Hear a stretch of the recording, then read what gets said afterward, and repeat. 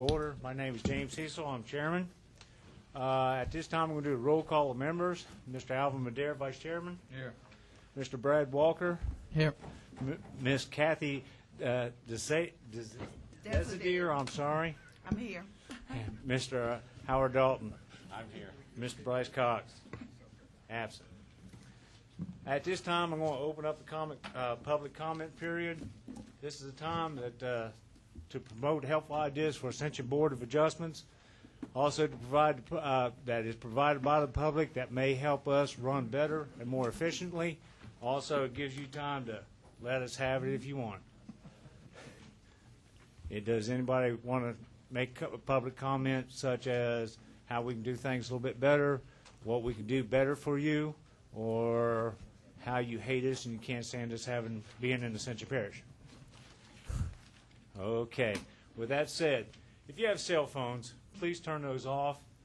And if you have pagers, and if you're using these items to conduct business, please go outside those double doors and then conduct business out there. And the reason for that is this board is required to hear everybody's opinions and their discussions, and especially the applicants that are in this room tonight that want something done by the parish.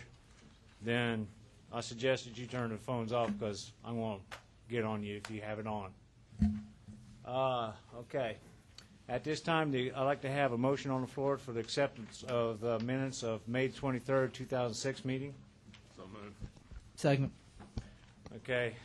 Any opposition? So moved. I'd like to have the acceptance of the written decisions for May 23rd of 2006 meeting. So moved. Second. Any opposition? So moved. At this time, we're going to start the variances. First on the agenda tonight is the interpretation commercial use for Todd Augusta. It's located at 39355 Coontrap Road on the corner of Bertrand Road and Coontrap. Move to open the public hearing. Second. Public hearing is now open. Everybody have paperwork? State your name, sir. Larry Buqua. I'm here on behalf of Mark Duplessis and Jim Babin. One of the things I'd like to address, if we could, before we actually begin, is what you just got through saying, and that is the fact that we were here on behalf of the property on the corner of Coontrap Road and Bertrand Road, and that is not correct. The property that we are occupying and we are conducting a business in is not located at that location. That is an empty house that's been empty since 1993, as per the affidavits of the people that filed this, and we have no objection to that being turned into residential. Right behind that, in another lot, 6B, there is a business, and that business has been in operation since 1958. So it's a little confusion as to, why we're here, because the affidavits that we filed to the parish that was accepted, and they said that, that we had met the requirement to show, we showed an address on that affidavit of 11240 Bertrand Babin Road. I have some maps here, assessor maps, if you'd like to pass those out to you so we can take a look at that. So we probably ought to clarify that first.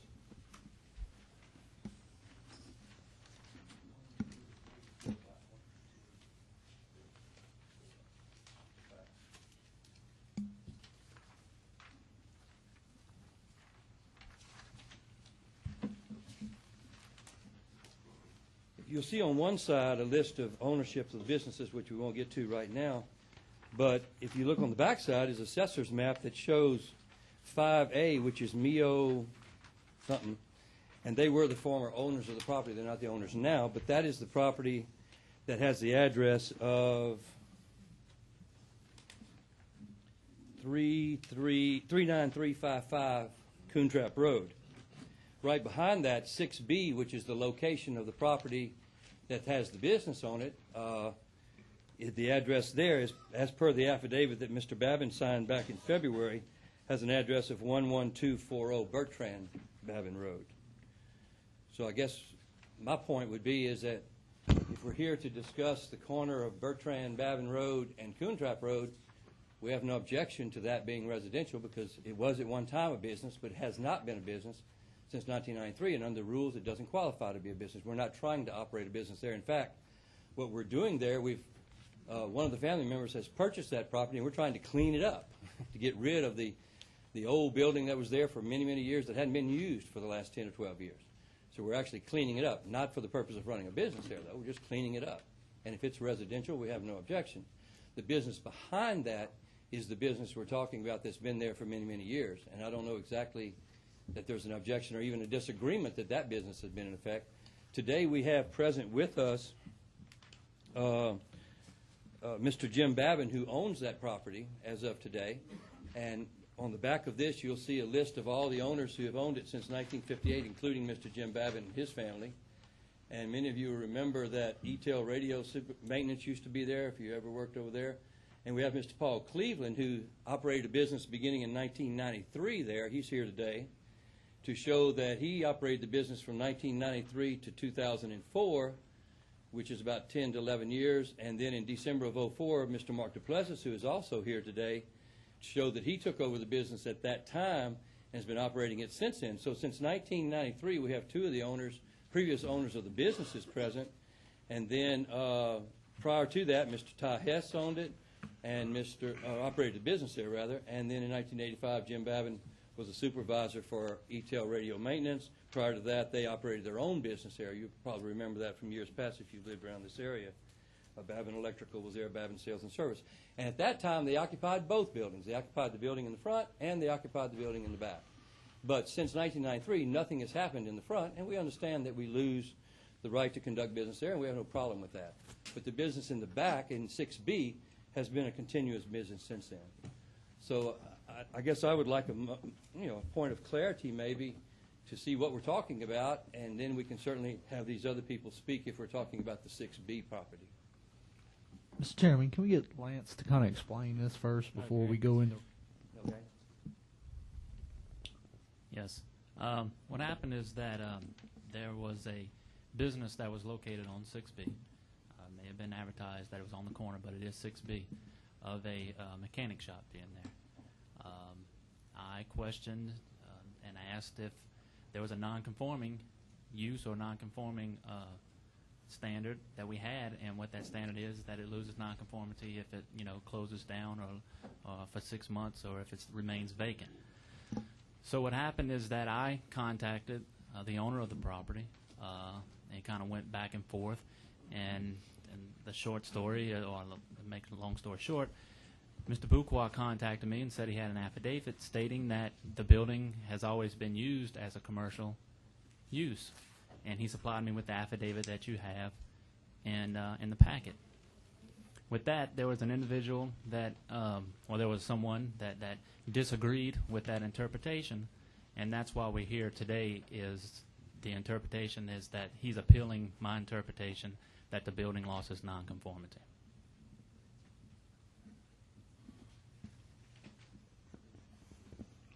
No, I'm sorry, it did not. I'm sorry, I said it did. It did not. It did not lose its nonconformity. Any board members have any further questions for Mr. Lance Brown? Well, my question is this. This is directed to Lance. Yeah, this is directed to Lance, sorry.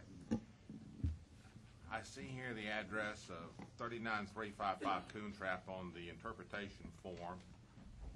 I see that same address appearing 1, 2, 3 affidavits. There's one here from Mr. Babin that appears to address Lot 6A or 6B on Bertrand Road at 11240 Bertrand Babin Road. So my first question is this filed right? It's a thing of the nonconformity of the building itself. To get involved with the address and everything, we're talking about the same thing. If the address is not on the corner or whatever, I'm not too sure about that, but we're all on the same page as far as I know, and the nonconformity and that standard, and that's what the appeal is that someone is appealing my interpretation of that nonconforming standard, which states that he did not lose it. But is this addressing Lot 5A or Lot 6B? It was the building itself is 6B, where Mr. Mark is conducting business at this time. And it's not a municipal address of 39355. It has another municipal address. Undoubtedly it's not, no, sir. Okay, just make sure on the same page. I want to make sure it's properly filed so that there's no procedural problems. So what you're saying is that there was a business there at one time and it closed for 6 months, so therefore it reverts back? No, I'm stating No. just the opposite. I'm stating that the business did not lose its nonconformity. Okay, so the business was always Stable, there and that's should be right. there, and so right. that's what Yes, they're that's- saying. Okay. That's right, and that's As what to they, 6B. as of As 6B, 5A. correct, And right. I guess that would be the question we could ask Mr. Acosta. Is he talking about 5A or 6B? That would be a question. Maybe he is talking about 5A and we don't have a problem. You know? Mr. Costa here tonight? Yeah, he's here. Go ahead and step forward, please, sir. I'd like to hear your comment. Yes, sir. My name's Todd Acosta. I reside at 39371 Coontrap Road, which is the property that adjoins this particular piece of property. I'm requesting that the board confirm that 39355 Coontrap Road, Gonzales, Louisiana, is a residentially zoned piece of property. I contend that the property was vacant from 1993 when I moved into my house until January of 2005 when Auto Engine Service moved on to the property. Mr. Joseph Lanou also gave an affidavit to the Planning Commission stating this. I know this is true due to the fact that I cut the grass on the property during the summer months for probably well over 9 years. I notified the Planning Commission of January of 2005 that a business had moved on to a residentially zoned piece of property. It has taken me a year and a half to get to this point, and not until after this meeting was scheduled did Auto Engine Service even go and apply for an occupational license for this property.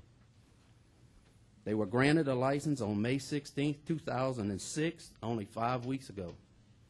The license is not even for the 39355 Coontrap Road, which is the address of record for this hearing. Also, not until after this meeting was scheduled did I finally receive from the Ascension Parish Sales, Use, and Tax Authority a letter from the Ascension Parish Sales and Tax Authority. This was received on June 22nd, 2006 by myself, and it states that the last occupational license for 39355 Coontrap Road was way back in 1997, held by Mr. Cleveland. This is the letter I received. And if I can approach. I'd Yes, like- sir, you may. This letter signed. This letter has a signature.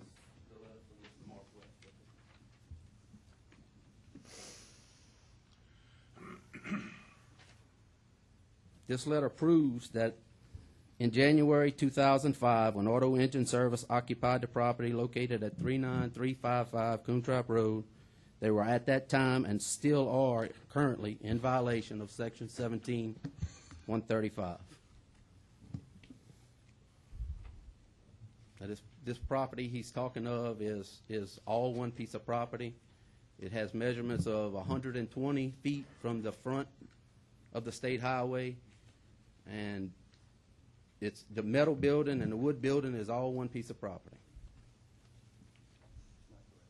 That is not correct. At all. Has it been a piece of property since the 1970s? I'm gonna give you a chance for rebuttal, sir. At this particular point in time, do we have any board members that would like to ask this gentleman a question?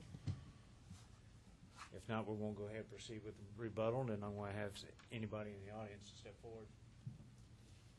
Okay, sir, go ahead with your rebuttal. First of all, Mr. Paul Cleveland is here, and he will testify, or he'll come up and speak to you in a moment. He used to receive his mail at whatever that address is, 39355, because that was the mailbox that was up in front up there. But the property is not located at that location. It is not located at 395. It is the 141 that I told you a while ago on Bertrand Babin Road. First of all. Second of all, it is incorrect that there's not been a use going on in that property since 1993. That is not correct. In fact, it's very incorrect. Mr. Cleveland is here, and he'll testify that he started his business around 1993. He ran it continuous until the present operator of the business took over, and Mr. Mark Duplessis, and he's been running it since December '04. And if you look on the back of my page that I gave you, it has those dates there. Mr. Jim Babin is also present. He's the owner of the property itself. These people were leasing from Mr. Jim Babin. He is present also, and he'll come and speak with you concerning those things.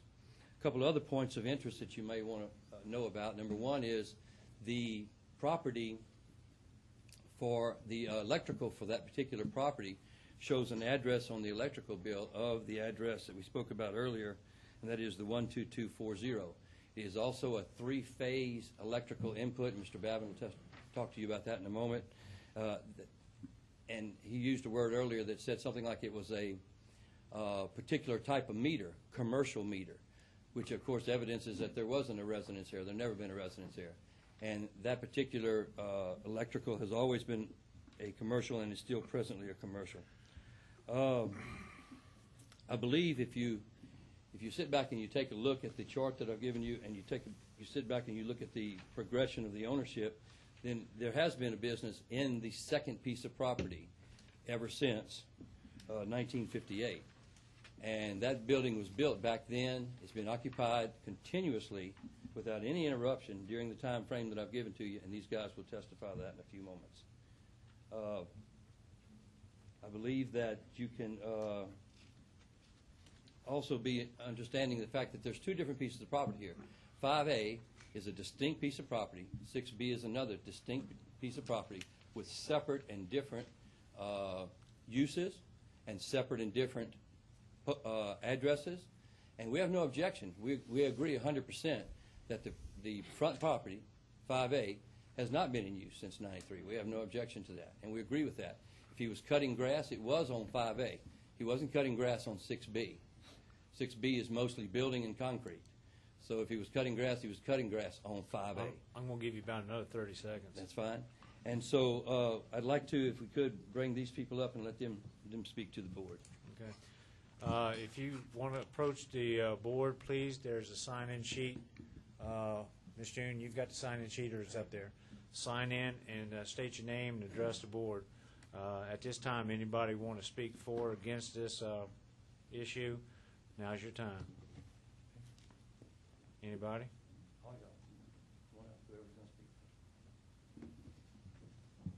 I don't throw things. Come on.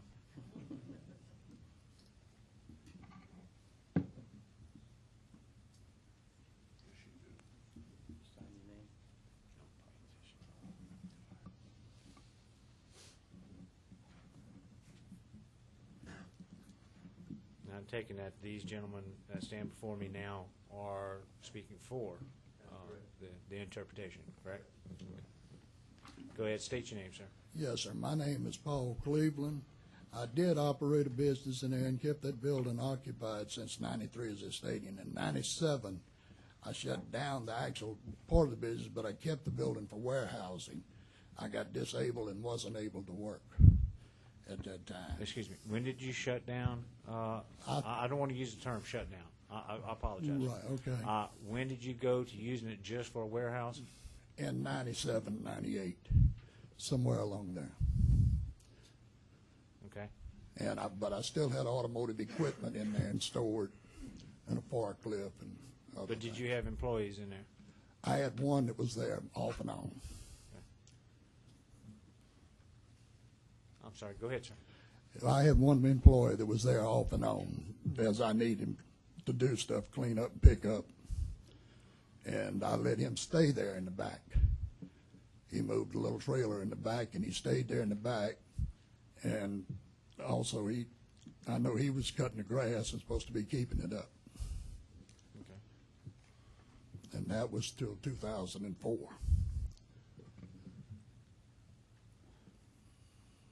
Okay, sir. Is that your statement? Yes, sir. Okay, thank you. I appreciate it. Next. Go ahead. You My signed name- in, right? Yes. Okay. My name is Mark Duplessis. Like the lawyer, Mr. Buchwald said, I took the place over in 2004. Been cleaning it up ever since, cutting the grass. Like Mr. Acosta talked about cutting grass. If he was cutting the grass on the coon trap ditch area or whatever, that's something to do with the previous owner that we purchased the property from, MEO Investment Company, which acquired the property. That's nothing to do with the Bertrand Babin property. And I've been occupying the place since then, working there, trying to get a business going, but I've been having a lot of interruptions with between getting evicted out with MEO with a property line dispute and stuff like that. It's just been one thing after another. So currently you don't have a business? Yeah, I'm trying to get one going full time. I'd like to have one like a normal business with a sign up and a garbage dumpster and stuff like that. But it's just been one thing after another. You got a business when you got. I don't even have a land phone. As far as that, but I operated a business before in Ascension Parish. Looking at buying this piece of property. I moved there with the assumption of buying it from Mr. Babin. Me and him been talking for the past 6-8 years about me getting it, and it's finally happened. And if I don't get to operate a business there, well, I won't get to operate in Ascension Parish. Okay. Is that your statement, sir?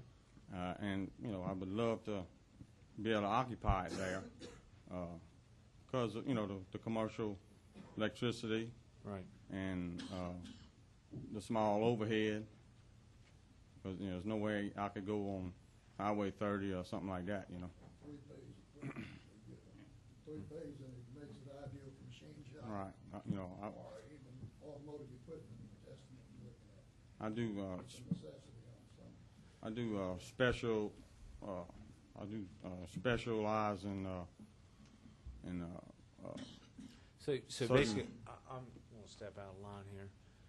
You don't own the property right now. Is that no, correct? all of them. I'm Okay. waiting on a couple And more Mr. pieces. Babin, you actually own the property, correct? Okay. I just want to make sure that I'm clear on that. Well, I don't You're own trying it to yet, buy but the property. I've been occupying it like I do own it. But Keeping it that's clean and still- taking running do all not the own the errands property. and No. taking care of all the lawyer stuff. I understand. Very But- much indeed. I got to go with the law. It's one of those things we have to do. Go ahead, sir. Okay, I'm Jim Babin. I'm the current owner of the property.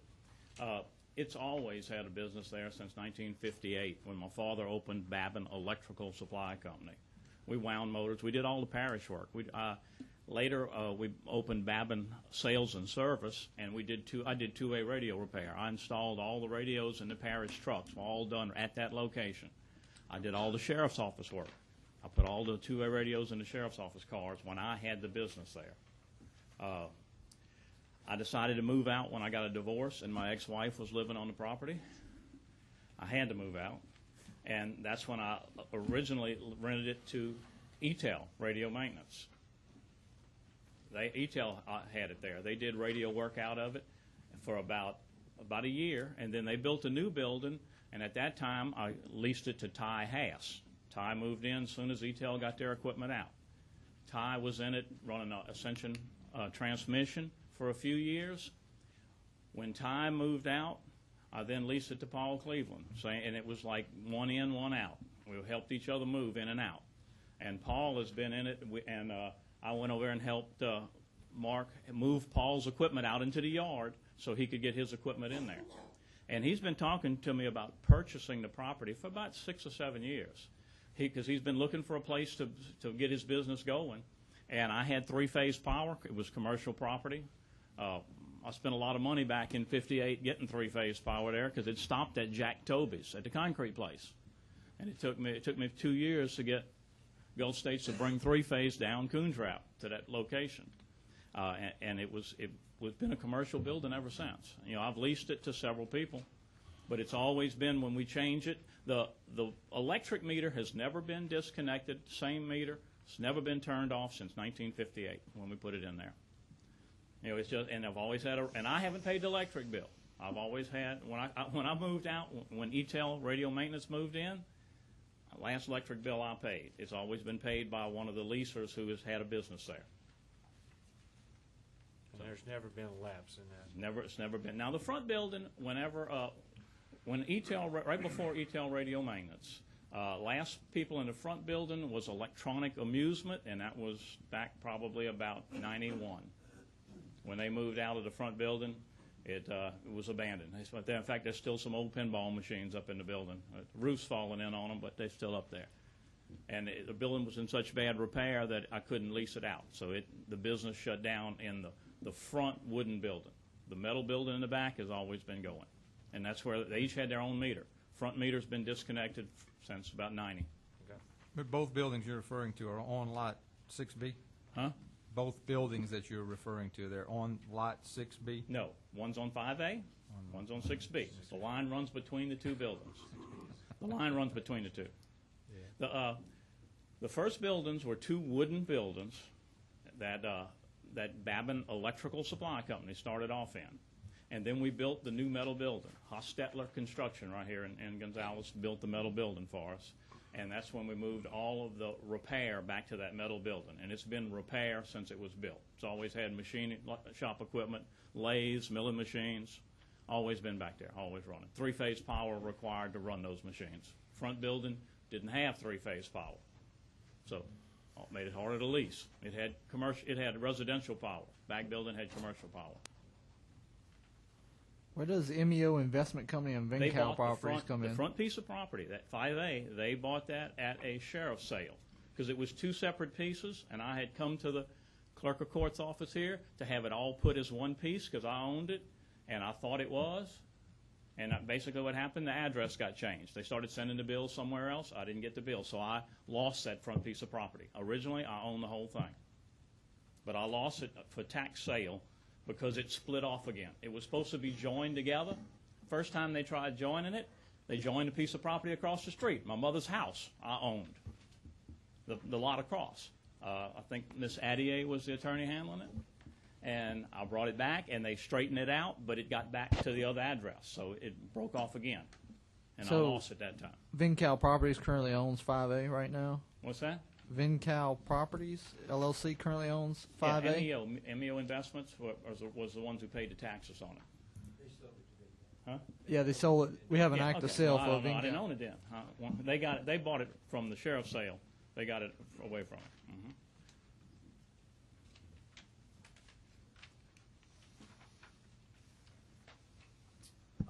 Let this gentleman speak behind you. My name is Verlin DePlessis. I think he just answered my question. I knew that the property was two different properties, but there was a remark made prior to Mr. Babin.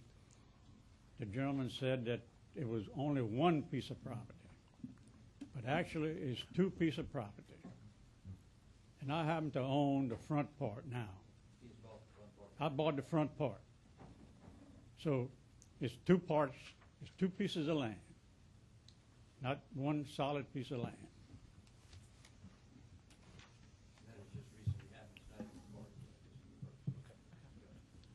Okay. What Thank piece you, of sir. property did he purchase? What lot? 5A. Okay. Do you want to ask him that question personally, or?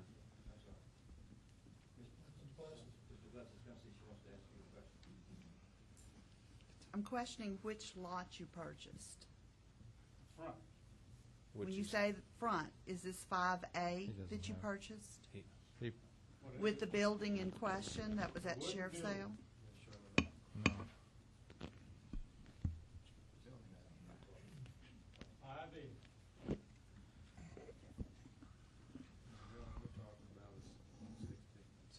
Right, that's why I was questioning. Yeah. Well, if he was saying front part of the property, I wanted to make sure it wasn't part of 6B. Good clarification. So, Lance, the paperwork in here is mainly for 5A? Like all the cash sales and stuff we have, paperwork we have in here? I have another question. We've had quite a bit of discussion about electricity bills. Does Mr. Duplessis have electricity bills that are in his name since December of 2004? They're actually, well, he can speak. Go ahead. No, they're not in my name. They're still in Mr. Cleveland's name because of all the stuff I've been going through. I didn't want to disturb any of that. Okay. You know. I agreed to let it stay in my name. Do you have the current bills then for the last 2 years I've given them or year and a to you. half? Yeah, we have. We got records of it. Yes.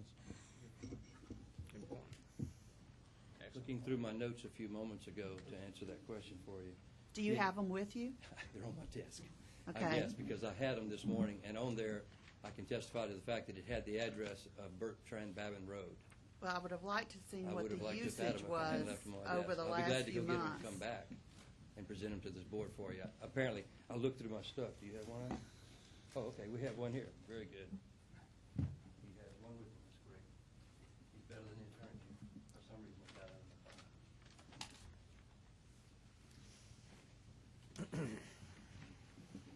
Well, while she's looking at that piece of information, does anybody have any further questions that they'd like to ask these gentlemen as they're standing right now? Anybody from this board? No, Mr. Chairman, I'm convinced that we're here to address Lot 6B, which, if I understand everything correctly, is where the business property is located on Lot 6B. And that I see a head shaking back there in the back, but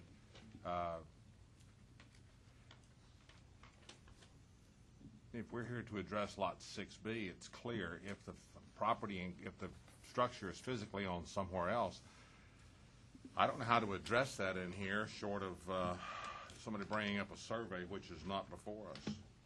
I have a copy of a survey. Does it show the structures on it? I'm not real sure. It's an old survey. Not real Well, sure. the point is, if it exactly. doesn't show the structures, it doesn't really tell us all that Right. much. Right. And I am here for the 39355 address, and I will be here next month for the 12240 address, because that currently and has been for the past 10 or so years a vacant house. It's a residential vacant house. I've got pictures of the house. Oh, he's talking about the house in the back. That's that is right. Well, But that is the excuse me, address excuse of me. record with the parish for that Sir, house. we're going to discuss what's written in front of me. We're not, you Correct. want to handle that later, that's fine. But right now, we're going to focus our attention on this. Is that okay with you? Yes, sir. Thank you. Well, that does in itself present a problem because the interpretation document has an incorrect address on it. And that concerns me. 39355 is the wooden structure and the metal building, with the exception of about a 3-foot. The property line overrides the metal building at the back end of the far end of the property by 3 foot. The survey marker is in my yard. How can it be that way when he lost the front? Sir? The front part runs. Hey, sir? The front part runs all the way to my property corner, which is 120 foot from the front road. The front of my property corner. Go ahead. Ask your question now. Mr. Parrington? Yes. As legal counsel for this board, I see some confusion here. I don't mind addressing Lot 6B, but that's not what the application or the interpretation as I read it says. It seems like there's a plethora of things that could cause some legal quandary if we're not careful here. Could you address this for me, please? The issue of which property it is, I mean, if there's one or two properties, that we need to see a map showing that, but if they've been split in two, there's two separate properties. Two separate owners.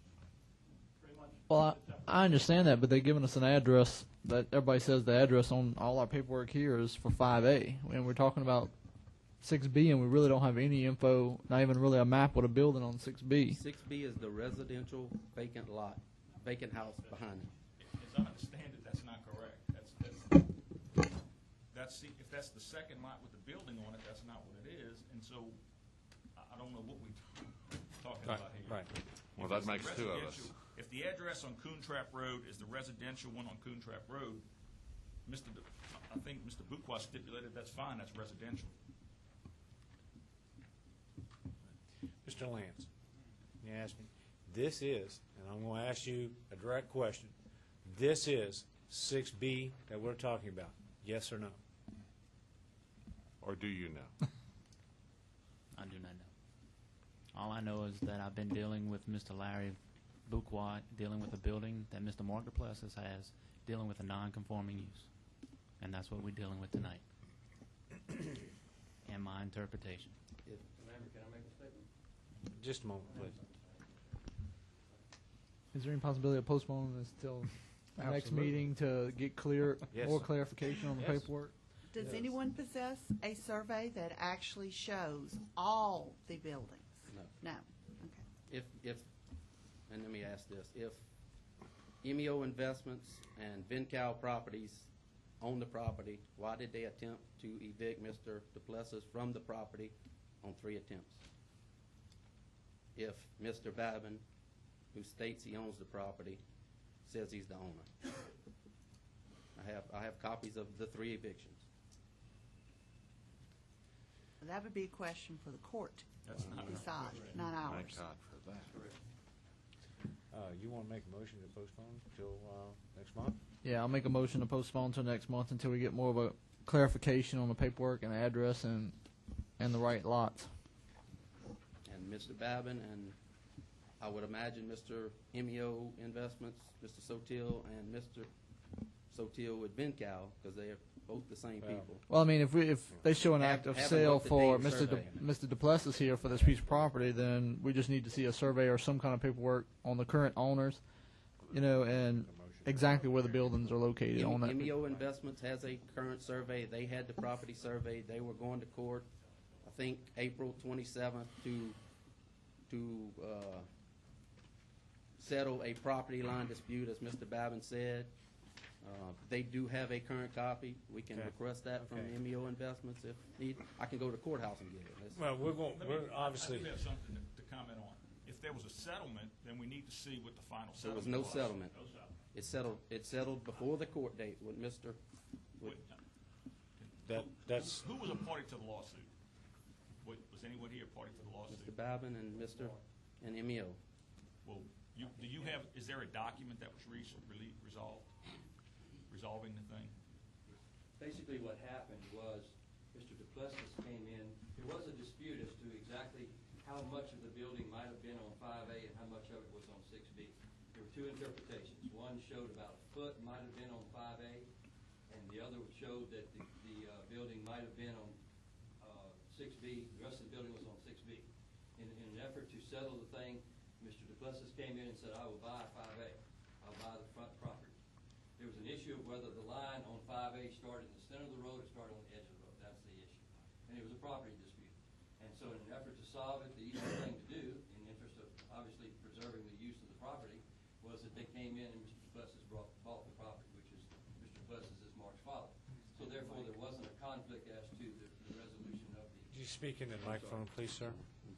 So that, obviously, there wasn't a dispute then, now, because it's owners that get along, as to whether 1 foot of the building is on 5A or 1 foot is not. And that's strictly an interpretation of where the road used to be back in 1960 and 1970, before they redid the road. And so the cost, even the survey that MEO did, we disagreed with, because they use the center of the road now versus the center of the road back then.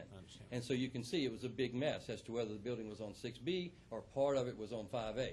Well, in an effort to spend thousands and thousands of dollars on a piece of property not worth it, we just went on and bought the property, and that was a compromise. So that answers that. Okay. But the one comment I want to make, and Go ahead, sir.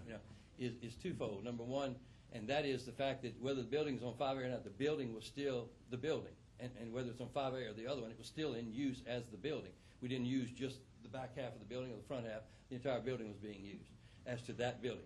As to the front house, again, there's no issue there. 95% of the building resides on the 39355 side of the property line. Okay. I can take a picture of the property marker tomorrow Okay, and mail it. and to everybody. that's all fine, because you're going to get an opportunity. Correct. Here's what I'd like to do. Does anybody else, other than what's standing before me now, like to make a comment on this issue? for or against? With that said, I'd like to have a motion on the floor to close public hearing. So moved. Second. Pu- I gotta look at something before y'all do this. Okay.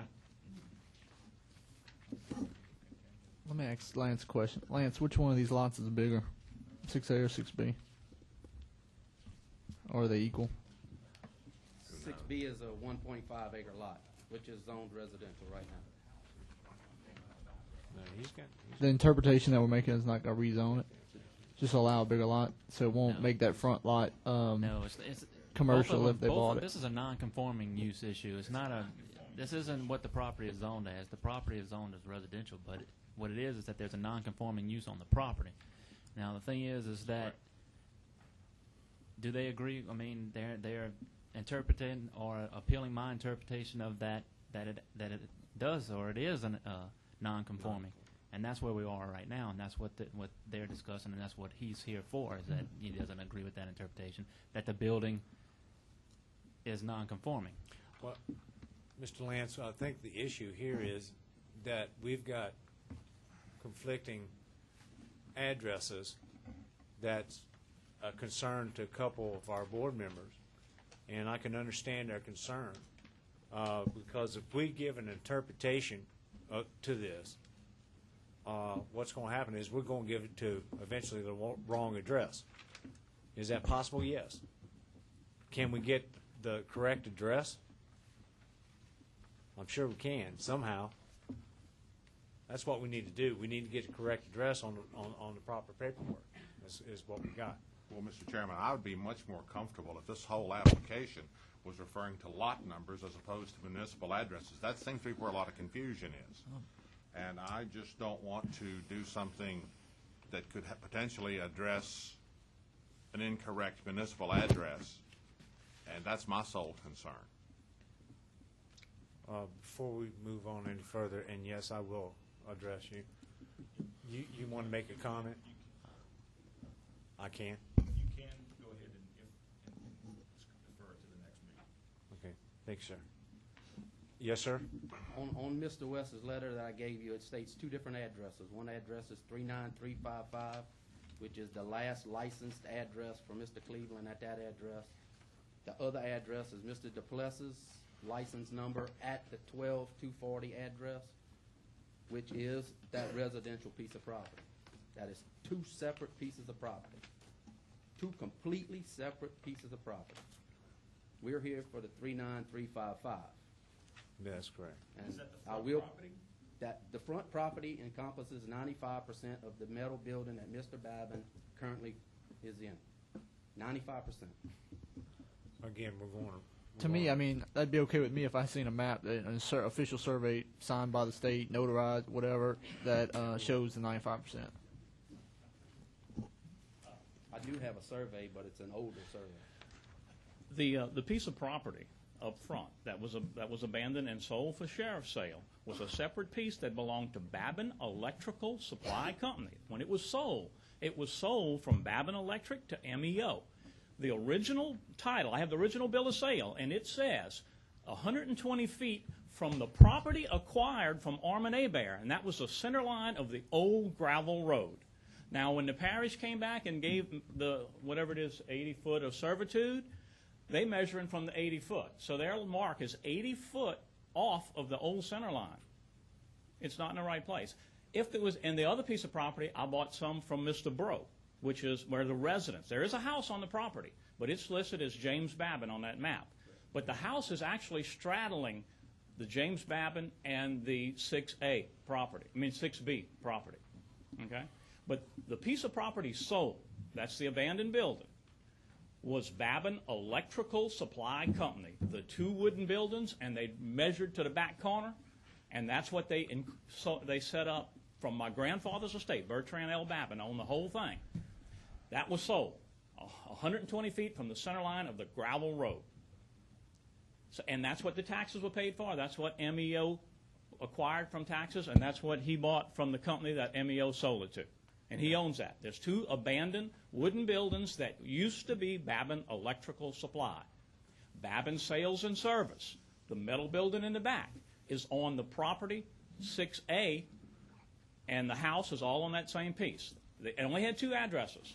The address for the wooden building on Coontrap, the address for the residence, and the other piece of property on Bertrand Babbitt. There never was a separate mailbox address for the metal building. Mr. Chairman. When everybody that operated out of it either used the address of the house or they used the post office box. Please, sir. Mr. Chairman, we have a motion on the floor to postpone this until the next meeting. And I would like to second that, because we're clearly not going to resolve this issue tonight. We have a motion on the floor to postpone this until next month's meeting.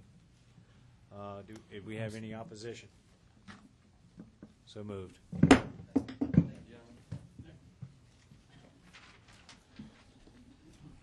Next on the agenda, review ID number 1460.06, Lot D of Evelyn C. Simpson Jr. property for Cynthia and Louis Stanford, located on the west side of LA 73, Old Jefferson Highway, approximately 1,150 feet south of Highway 42.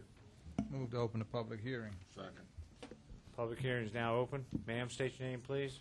My name is Cynthia Stafford, and I'm the owner of the Lot D on Old Jefferson Highway. And I'm here to ask for a variance. The variance I'm asking for is for 4,500 square foot building. I talked to two of the people that's neighbors to this property, and they thought it was 7,500 square feet, but it's 4,500 square feet that I'm asking for. I had purchased the lot in the early 90s, and I had purchased it as a commercial lot.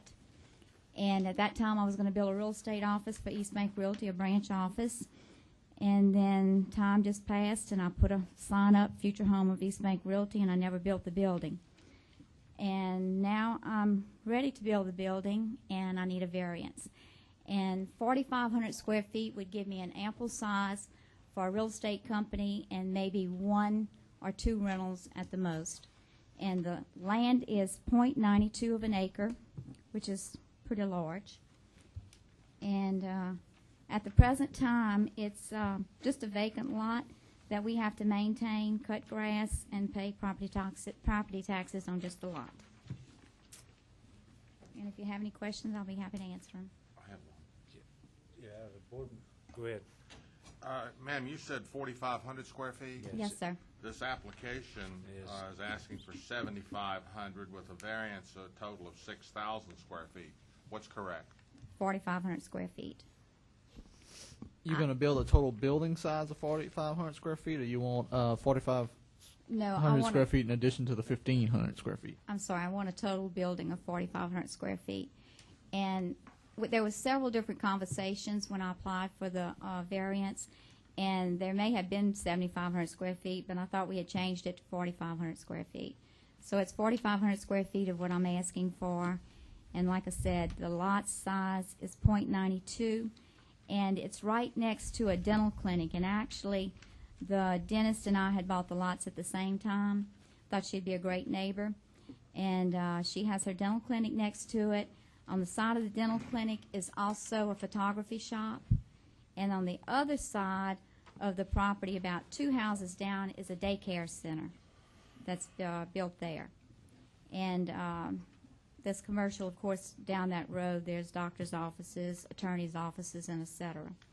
But like I said, I've owned the lot probably 10, 11 years, and I've just cut grass on it, and now I'd like to build an office building on it. And 1,500 square feet is just not, you know, a significant size for a real estate office. And this will just be a branch office. The applicant can change because when you make a motion, you make the motion to affect that change. So just keep that in mind. Yes, ma'am, because I'm looking at your application signed here on 327, and it does say 7,500 square I'm feet. sorry. And also, on the date that I was supposed to be here, I apologize, but they didn't have a date on my paper, and when I called, I got the wrong time and date. And then last month, I pulled it because my grandson was graduating from St. Teresa, and I could only have time to present one, and I presented Norman Dyer. So that was another one. So am I correct in saying I have to apply again for 4,500 square feet, or can I just say No, we can make the changes when we make a motion that motion will affect the changes. So the Okay. paperwork that you'll get back from us, whether approved or disapproved, will affect those changes. Okay, Okay? thank you. So do you have any Uh, more questions? Does any board member have any further questions for this young lady? No, but I have one for Mr. Brock. I have one. Do you have anything as far as what the look of this building would be? Because I know like all the other businesses that you mentioned down the street are kind of like converted homes from into business, not necessarily a brand new type business. Yeah, this probably will just be a brick and mortar building, something similar to what I own at on Burnside. It'll be more of a traditional brick type building. It'll be something that'll be nice, and it'll be a lot better looking than a vacant lot that with grown-up grass. And I can tell you, I don't know what it is, but I have a pile in the middle of the lot, and people just keep passing by, and as they see that pile, they just go throw their trash on top of it. So I do have a problem with that. So I think that my building would be a something to better look, I guess you'd say, better to look at than that grassy lot. Mr. Dalton? And also, I'd be paying taxes on a building rather than a vacant lot. Yes, ma'am. Mr. Dalton, you had a question for Mr. Brock, the surrounding land uses, we have a kind of a plat map here showing this area with this lot. What are the other land uses here? Because there's lots A, B, C, D, and E, of which this lady owns Lot D. And I know that Lot E appears to have a dental office on it. Do you know what the other land uses are around it? Photoshop? It's pretty much what she states on there. There's a photography shop, a dental office, residential, and I think there's a fix-it shop also across the street from her. A, B, and C are on Airline Highway. Right. Yeah, and then there's Cox Cable TV in another building, and then the building in the back is vacant. It was bought for a Chinese restaurant that was never built. Oh, okay. I know exactly where this is now. I have no further questions. Okay. You have any questions? Anybody, any board member have any further questions? I'm going to open up to the public, okay? Anybody in the public like to speak for or against this young lady's request? Please sign in, ma'am, and state your name.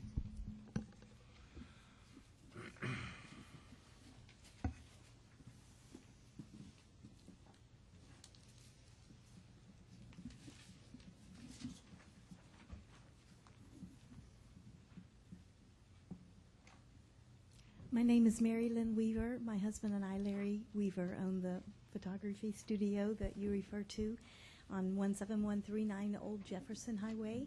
And I would like the property to remain as it is zoned, I believe, at 1,500 square feet.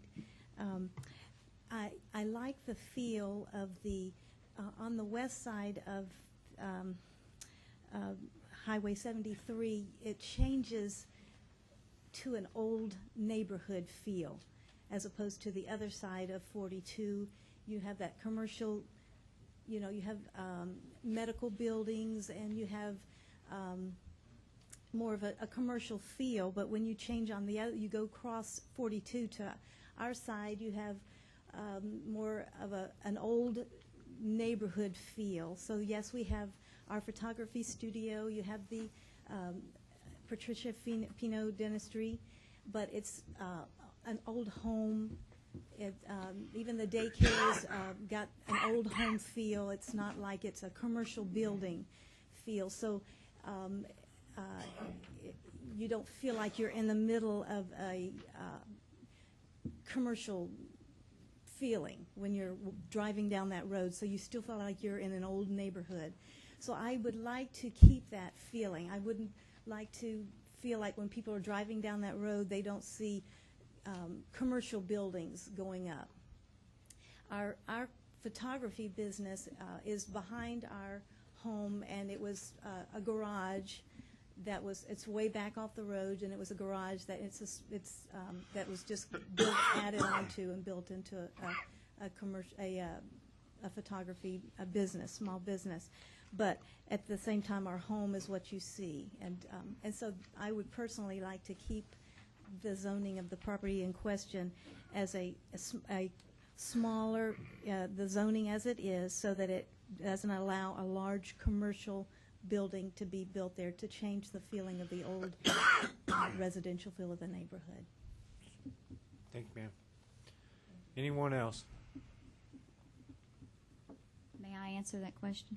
May I respond? Yes, ma'am. Go ahead. My response to that is that I could build my building to look like a house, but 4,500 square feet is really not that large of a building. So I think that it's not like building. I think with .92 of a square foot, 40,000 square feet, with an appraisal, could say that 37% of that could be office space, which would be thousands of square feet, and I'm asking for 4,500 square feet. So I think that would still give the setting of that, of basically that rural feeling. All right. Go ahead and close the public hearing, please. So moved. Second. Public hearing is now closed. Does board members have any further questions for this young lady? Anyone? Do we have a motion? I make a motion that we approve the 4,500 square feet total building. I think it's very consistent with the other development that's on Highway 73 at the corner of 42 and 73 is commercial. There's a fix-it shop across the street. There's photography. There's dental. I think it's very consistent with the usages that are on 73 and certainly on 42. We have a second. Mr. Chairman, I'll second that because 4,500 square feet is just about the size of a standard house. Okay, so it's not overly large. Okay. We have a motion for the 4,500 feet. We have a motion for the 4,500 feet, and we also have a second. Any opposition? Opposed. We have one opposed, Two. two opposed. Means I have to vote. Means you have to vote for a change. I have to do my job. In this particular case, I agree with Mr. Alvin Madare and also with Fred. I have to deny this. Motion carries. Motion, your variance, ma'am, is denied. Next on the agenda, review ID 1507.06, Lot 62 of Bayou Estates subdivision for Jerry and Sandra Turner, located on the southwest corner of Shelley Street and Tracy Street. Are they here tonight?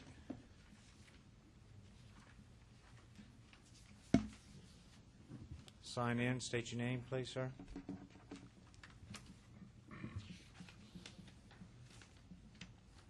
I'm Jerry Turner. Move to open the public hearing. Second. Public hearing is now open.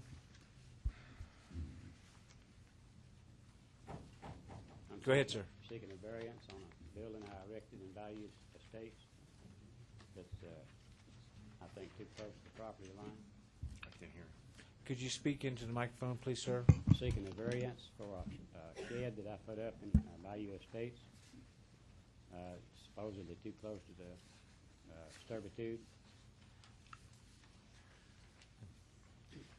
Any board members have questions for this gentleman? If not, I'm going to open to the public. I have a question. Okay. Sir, it says here that the building permits were not issued for this building. Is that true? That's true. That's all I have. Do we have anybody in the audience who would like to speak for or against this gentleman's request?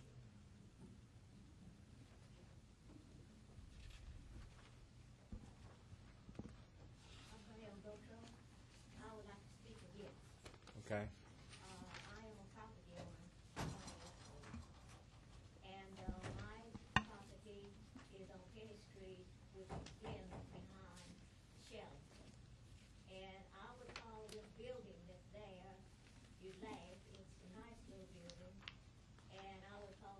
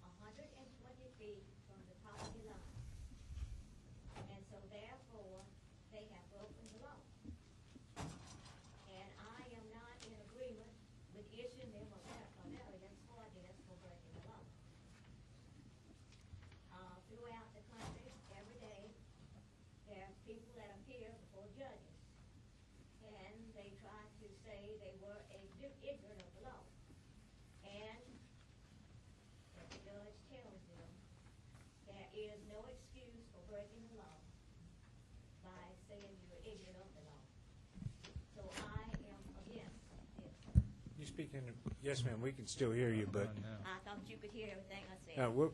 we're having a hard time hearing it, but we, Okay. go ahead. I think this is Mr. Lance here. And so I am speaking against it. I think they have broken the law. It might have been by ignorance, but that is no excuse. And that's what I have to say. Okay, ma'am, thank Thank you. you. Will you do me a favor? Can you sign that piece of paper in? Sure. I appreciate it. Anyone else in the audience at this particular point in time would like to speak for or against? Please step forward and sign in. State your name.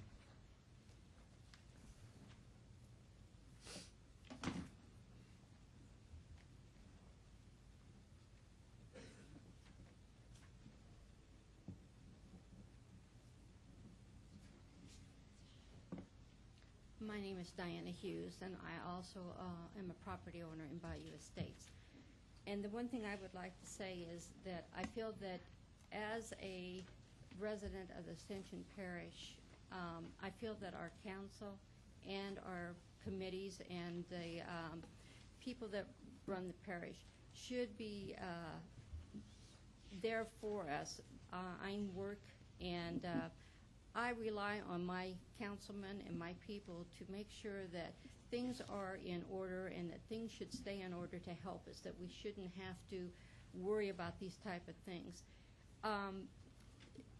Whenever you do something, I feel that if you're going to put up a building, put in a driveway, put up a fence or whatever it may be, that it always should be approached with the fact that you should go according to what the rules have been made by the parish, and that those rules should be applied to each and every person, and that there should not be an exception, because there is rules that has to be abided by in everyday life, and that goes along with being a property owner. Thank you. Thank you, ma'am. Do we have anybody else? Please sign in. Come to the podium. State your name.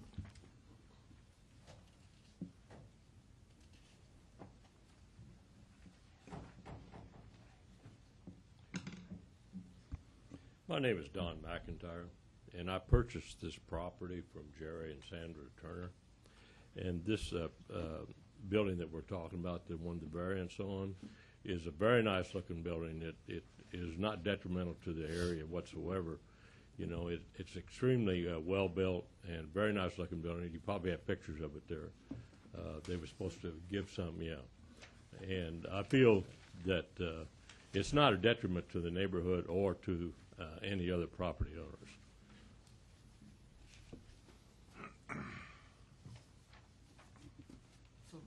The building y'all requesting the variance on is complete or close to complete? It's close. Must need electricity.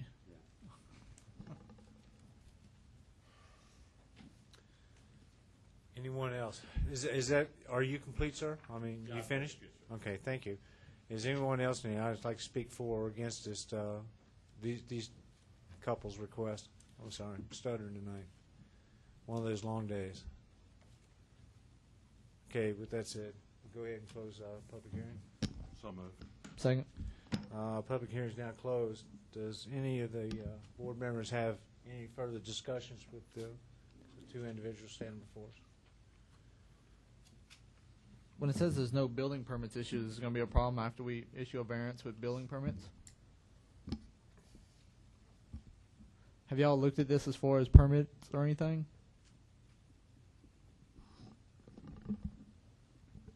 I'll let Laverne answer that question. This, yeah, excuse me. I just recently been shown these pictures approximately a week ago. Lance had brought them into the office, and I had no knowledge of this building being constructed. So therefore, whatever the decision tonight would be to, if you allow or disallow the variance, these people will still have to come in and get building permits, and the penalty for building and construction without permits is double permit fees. So whatever construction went on at this time, that would be the penalties assessed. They have to provide plans, and just like any other building permit that would be requested. So basically, there would be no issue other than the fines if we ruled for or against, for example. I think you would have to inspect it first before you Yeah. can say that. Yeah, well, I mean, Well, still, we would have to probably get a letter from the owner indicating that they had constructed this building, that the parish would be held harmless of any liability of of what's being constructed. Those parts that can be inspected, sometimes we may even ask for removal of enclosed petitions to look at the electrical, if they have electrical or air conditioning or plumbing. So therefore, it's a procedure that we use, but they would have to come to us and get in line with, and certainly indemnify the parish of the liabilities. So one of the things I just noticed on the picture is that that building looks awfully close to that house.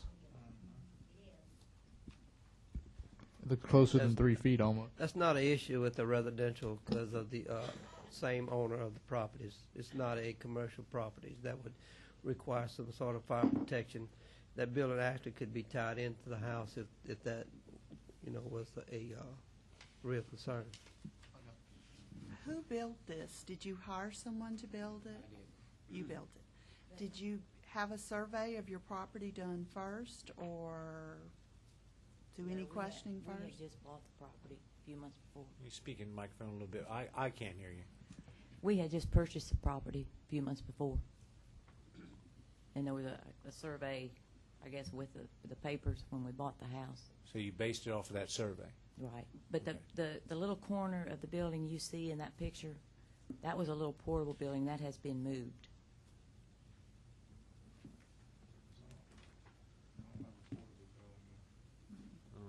Are you talking about this thing? Right. This one. Okay. Right. This one. Oh, yeah. That's the first Okay, picture. tell me. Public hearing is closed, board members, so if you don't have any more further questions, I would like to hear a motion on the floor, if I could. Mr. Chairman, my concern is that the hardship here is self-imposed. And to grant this would in essence be conferring a special privilege. So therefore, I'm going to make a motion that this is a self-imposed hardship, that permits were not obtained, established construction procedures were not followed, and that to approve this would in effect confer special privilege because of the self-imposed hardship. It is my motion that this be denied. We have a motion on the floor to deny the variance request. We have a second. Okay. We've had this happen before, and as much as I hate not granting something like this, we've had it happen to us before, and in a lot of cases, people are of the opinion it's easier to ask for forgiveness than to get permission. And so based on that, we want to try to stay consistent with our variances, what we've granted and denied, so I'm going to have to second that motion. Okay, we have a motion on the floor to deny the variance as requested. We also have a second. Any opposition? No opposition? So moved. Variance denied. Next on the agenda, review ID number 1503.06, Manchac Place, 9th Fowling, lots 386 to 422 for Lindsay Landerneau. It's located on the south side of Maplewood Avenue, approximately 250 feet east of Pine Ridge Drive.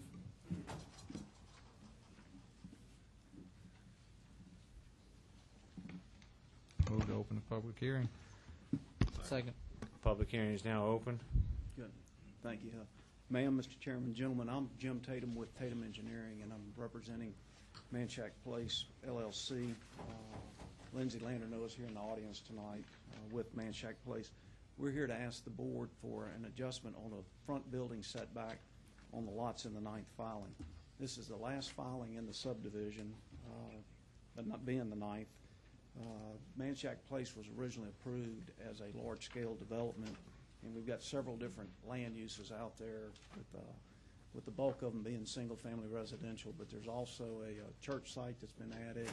There's a 9-acre green space and up on the northern boundary of the property. Adjacent to the ninth filing, we have some townhomes. The first through the fifth filing were approved with 20-foot, 20-foot front setbacks. The sixth and seventh were approved with 20-foot setbacks. The eighth filing was approved with 15-foot front yard setbacks with special provisions imposed on the garages. On the ninth filing, we actually revised the preliminary plat on the ninth filing and reduced the number of lots from 40 down to 37, made them a little bit wider. What we're asking for tonight essentially is to make the ninth filing consistent with all the other filings in Manchac Place. Also understand there might have been some confusion with the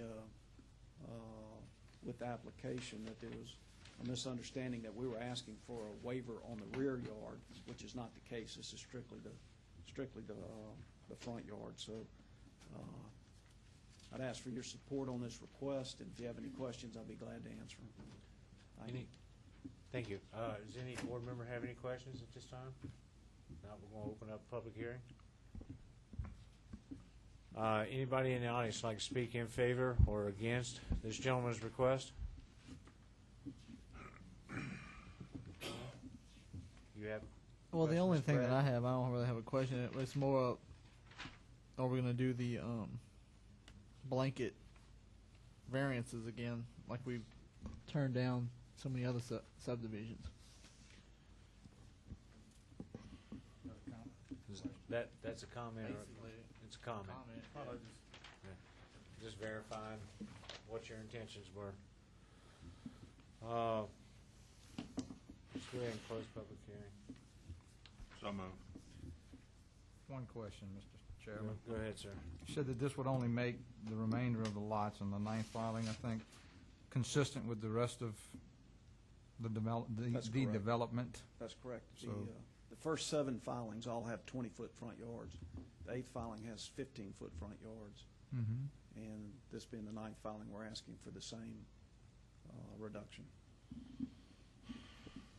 And how did the rest of them get, was it all through the variance process? Well, the first 5 filings were part of the initial preliminary platting process. At that time, the requirement was a 20-foot setback. When we came back with the second phase of the project, which was the 6th through 9th filings, the ordinance had been changed and increased it from 20 to 25 feet. And we've been before this board before to request this same reduction.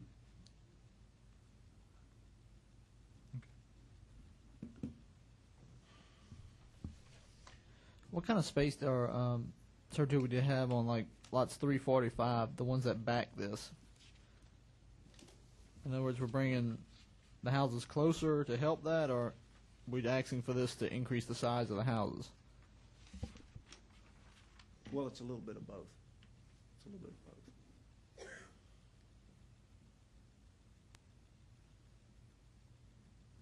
Would it put the square footage in line with the other square footage requirements in the subdivision? Yes. In fact, most of the homes built in this filing, they'll all be built by Lindsay Landerneau. He'll build all 37 homes as if, this particular subdivision, which is in excess of 400 lots, none of the lots have been sold. They've all been built on by the developers.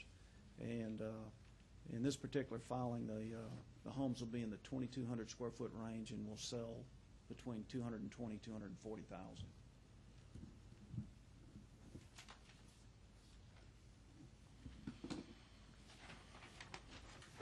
Any further questions by any board members? Yes, no. Do we have a motion on the floor? Mr. Chairman, I'd like to make a motion that this be approved. It's a minimal variance, and it's consistent with the existing land use that's already been developed in this subdivision. Okay, so you've got a motion on the floor to approve as written. Do we have a second? I'll second. We also have a second. Any opposition? Variance granted, sir. Great, thank you. Yes.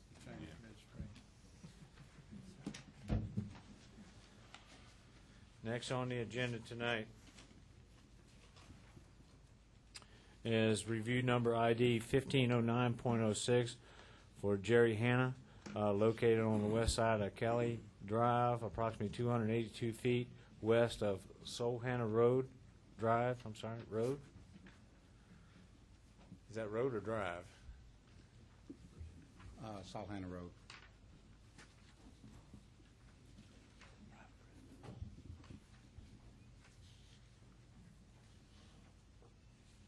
Go ahead and state your name, sir. My name is Jerry Hanna. I'm asking for a variance to allow my son to set up a residence on my property that I own.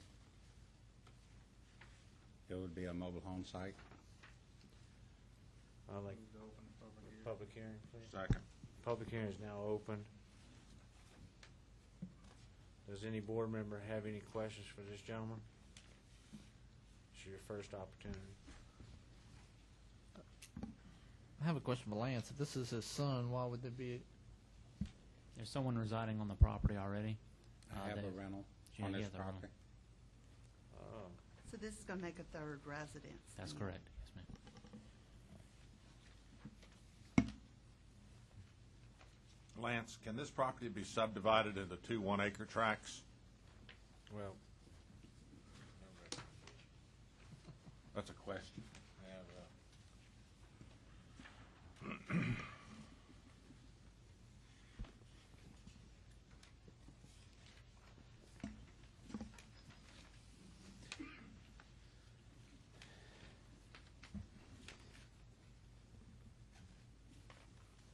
Just looking at it, just a simple simple subdivision. It dead ends at the road. You'd have a rough time doing that. So we'd have an issue of doing a family partition. Which one is it? Which lot is it, Lance? Anybody know? Lance, on your satellite map, which one is it? It is the one, if you look at it going, there's a bridge, and you cross the bridge, cross the canal, and you take a left, and it's at the dead end of that road. There is a servitude in between lot B and On the left or the right? The left. If you're looking at it like so, that's right. The one with the That's pond. Yeah, right here. Yeah, right next to the one with the pond. It actually, the road dead ends into it. And that's Kelly Drive. It's hard to see, but there's Kelly Drive. Once you get to Okay. it tees off, and you take a left all the way at the dead end, and it's the lot right at the dead end. That's right. So that's the other lot? He's got 2 lots? It's just one lot, right, Lance?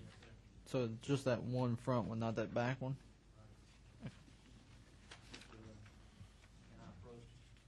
Yes. It's this one here. Where the road ends.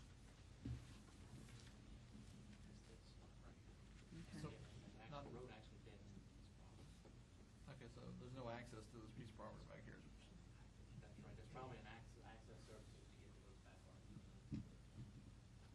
But would that have been there been like a road planned for that one somehow? There's some kind of private access gimmick. It looks like it's vacant at this time.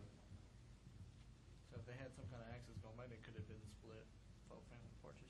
Possibly. I don't know the whole. Is it conservation? Yeah.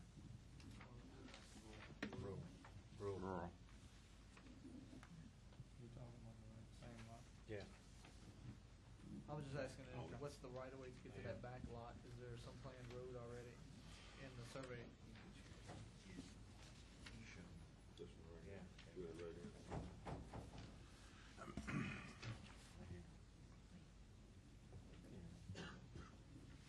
Mr. Hanna can answer that question.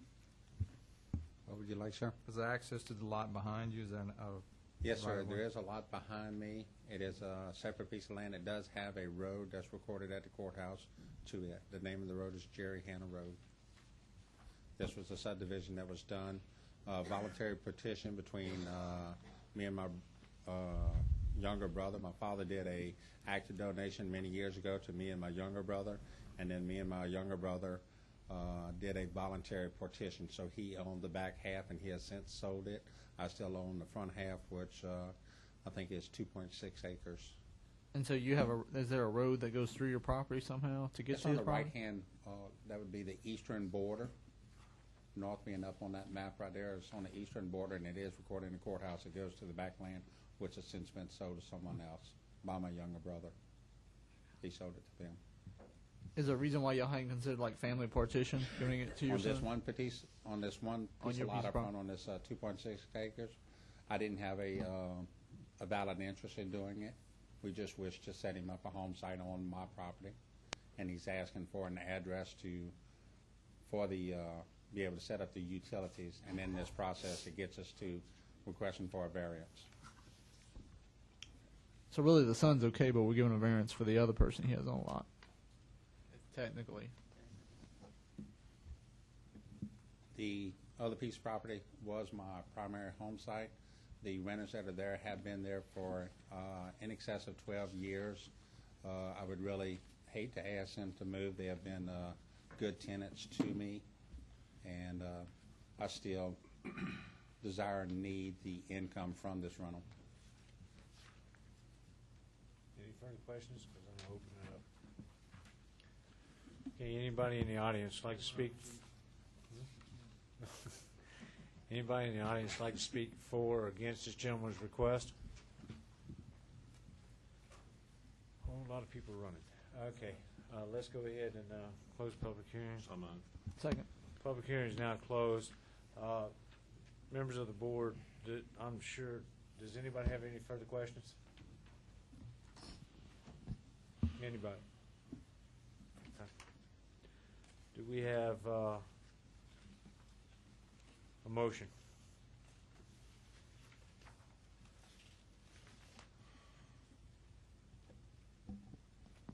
I'll make a motion to approve the variance as written. Do the family member moving on piece of property.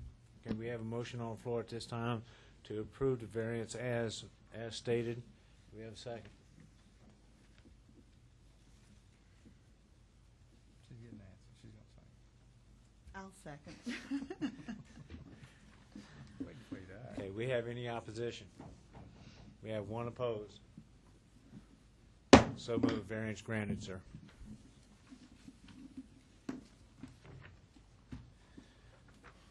Next on the agenda tonight is ID number 1510.06, track D1 and 10A1 for Albert Hustler. I apologize for that. Located on the north side of LA Highway 42, approximately 4946 west of Worth Evans Road. Your name, sir? My name is Eric Avery, and I am president of Neighborhood Mini Storage. Mr. Husser is a property owner, and he is in the audience right now. I apologize for that. I feel terrible about that one. But I'm getting old and can't read. Board, I do have some packets of that I have mailed out to you before. I don't know if you all have retained your copies. We have that with our packet. I'm sure everybody's received one. Is this what you're... Yes, sir. That's correct. Everyone's got it. Okay. Okay, do you want a copy? Majority of it's Okay, go ahead, sir. State your Okay. case. In December of 2004, we opened a self-storage facility on Highway 73 in Prairieville. We feel this is a first-class facility, and we do know that there is a demand for storage in Ascension Parish. It is our goal to add a second location in Gonzales on Highway 44. The property is currently zoned crossroad commercial, allowing us to build a total of 10,000 square feet. Now, what we were asking for is $75,000. This is, we've had a study done on this particular piece of property by a feasibility self-storage expert out of Chicago, and he basically tells us whether or not there's a need for self-storage in a particular market. Upon his study, he says Gonzales and other communities like it, Denham Springs, Zachary, etc., that were steadily growing thanks to the migration of young parents to from Baton Rouge to the superior school districts in these communities, are experiencing an acceleration of growth because tens of thousands of Hurricane Katrina refugees have descended on these markets. He also goes on to say that in the Gonzales market, the window of opportunity is open for a self-storage operator who offers state-of-the-art amenities, professional customer service, and climatized storage space. He then goes on to recommend 65,000 square foot of storage space, rentable storage space. Okay. In our business, there's, under roof, say what I'm asking for is 75,000. Only 86% of that is actual usable, or should I say rentable square feet. Okay. So of what we can rent to the public. So one important issue is traffic. I'm sure you guys have a goal to keep traffic flow in any new development, commercial development, at a minimum. We presently have 3 existing sites, and I was able to pull the data from our computers and do an average, and I can tell you that we only generate an average of 20 to 30 cars per day per location.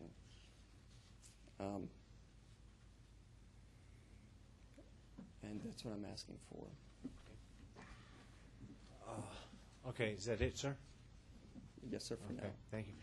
Is anybody else, anybody in the audience would like to speak for or against this gentleman's request? Does any board member have any further questions? Yes, sir. Looking at your proposed plan here. Yes, sir. To the artist rendering or the architectural? Okay. Yes, sir. Was there any land use reasons that this couldn't be further back off the highway? No, sir. No. The only thing that I've done here is on our present site on Highway 73, we did have to put a detention pond to retain the water. Okay. I'm not sure if we're going to need this here, but in preparation for a self-storage facility, we have to be prepared to put detention there. And that's why I put the detention pond where it is and therefore move the buildings forward. It doesn't really matter. We have green space in the back. The entire layout could be shifted back. Well, that was my concern, Yes, to sir. improve the appearance along the highway Yes, there sir. with some green space there. Right. And I was just wondering Now, if we there was have some land use. this drawing here, the rendering shows green space in the front, and that's 50 by approximately 150. Not sure the exact dimensions, but that's approximate. And on the previous page, I do have an artist rendering of the facility, just to show you that that we do try to build state-of-the-art facilities that are nice in appearance and something that the community, along with us, can be proud of. My concern, why couldn't we go back and get rid of this?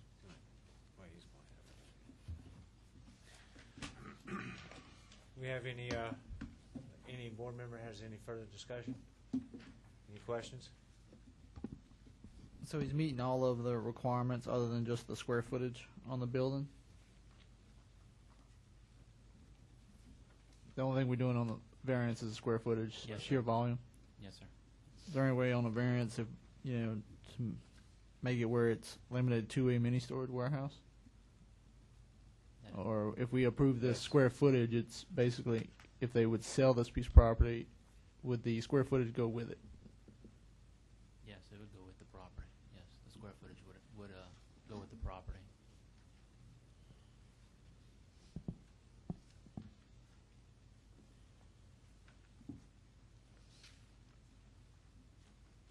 I'm going to go ahead and close public hearing. Motion to close public hearing. So moved. Second. Public hearing is now closed. Do we have any further discussions or questions? I have a question. Yes, ma'am. Would you be agreeable that if we granted this variance for the 75,000, that you make it a stipulation that only a mini warehouse would be built there? Absolutely. That's our only business. Kathy, but that would only Let me be check. applicable to him if he condition sells of the variance. property. That'd be a conditional variance. Yeah. It would be allowed, yes, Ms. Kathy. That would pass on to anyone who purchased it if it was That- condition of the variance, that the 75,000 be limited to strictly mini warehouse storage, yes. That would be the condition of the variance, which you can, and to propose that 7,500 square feet that we're going to give him, I'm sorry, not 7,500 square feet, is actually what he's here for, 65,000. Rentable. So that 65,000 variance, it would be only good for a mini storage warehouse. And then Which is our only if business. in fact he did, not saying he is, but if in fact he did sell the property, then it would be, It would have they to didn't be build paid. anything else other than that, it'd be void. Right, that's all right. Is that a motion? Is that a form of a motion, or? I make a motion that we approve the variance for the 65,000 square feet, conditional upon it being a mini warehouse as the only occupancy. I think it's very, Innocuous. well, It's good land use. it is good land use, and 44 is definitely headed towards commercial the entire way. I'm familiar with his Dutchtown facility, and it is very nice, Thank you. and it seems to be kept up well and be a good neighbor to the surrounding neighbors. Do we have a second? I'll second that. Okay, we have a conditional variance for the 65,000 square feet on condition that it remains as a mini warehouse storage. We also have a second on, any opposition? No opposition? Motion carries. Variance granted, sir. I want to know where that would tie over. Next on the agenda is review number ID 1512.06, 4D1. I'm sorry, I did 1511, we skipped. Apologize that. 1511.06 for Ms. Cutter. Open the public hearing. Second. Cottrell? Yes, sir. Okay. It's been a bad night. I apologize. That's the second apology I've had to give out tonight. Located on the north side of Highway 42, approximately 4946 west of Worth Evans Road. Public hearing is now open because it did get to second. Go ahead, ma'am. I'm Leslie Bethel. In March, Marla Cottrell and I bought the property at 18363 Manchac Point Road. The property had been vacant for several years, was in very, very bad condition. We bought it. We have since completely remodeled. That was part of the package deal when we bought the house. We've redone the outside, remodeled, painted, cut grass, everything. We're asking for a variance. We moved my grandmother in.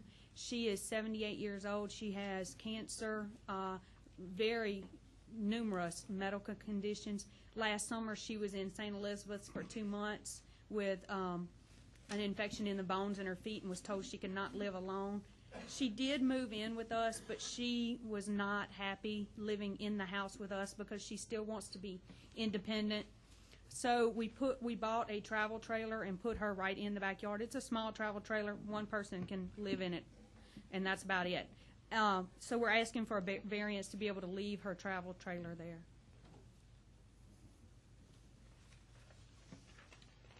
Any board member have any questions? Okay. Does anybody in the audience like to speak for or against these young ladies' requests? Close public hearing, please. So moved. Second. Public hearing is now closed. Do we need any further discussions on this issue? Do we have a motion? Mr. Chairman, I'd like to make a motion that this be approved because we have an established policy where this can be granted for the immediate family member, and this is certainly an immediate family member. The land's seems to be of adequate size to handle this. And also I note that we have this affidavit here signed by Betty Bethel, and I'll second. I would like to make that a condition for the approval as well, wherein she says she's going to have it removed and everything upon her death. You can get a copy of that. It is solely there for her. If she gets medically able that she has to move into the house, she will definitely be moved into the house, and we will remove the trailer. It's just there for her, because otherwise we wouldn't have it there. Well, once again, I understand, Okay. but this is a conditional variance. Did the second hear the conditional? Yes, I did. Okay. Then, do we have any opposition? So moved. Variance is granted. Thank you. Keep it straight here, son. Next on the agenda tonight is review ID 1512.06, track 4D1 of a certain 53.46 acre tract of land and lot 1A1 of Riverview subdivision for Karen Rome. Troy Rome, her husband. Second. Public hearing is now open. Go ahead, sir. State your name. Troy A. Rome, Okay. Karen Rome, husband. Karen's here tonight? Yes. Okay. Go ahead. State your... Okay, we want to get an approval for variances 1A and 2A, 3A-1 are both of our property, and we would just like to equal the size of those two properties by moving the line between them. It doesn't have anything to do with anybody else's property or frontage. We would just like to equal our property lines out, and both lots would be the same size. Anyone in the audience would like to speak in favor of or against this gentleman's request? Ma'am, just go ahead and step up, sign in, and approach the podium.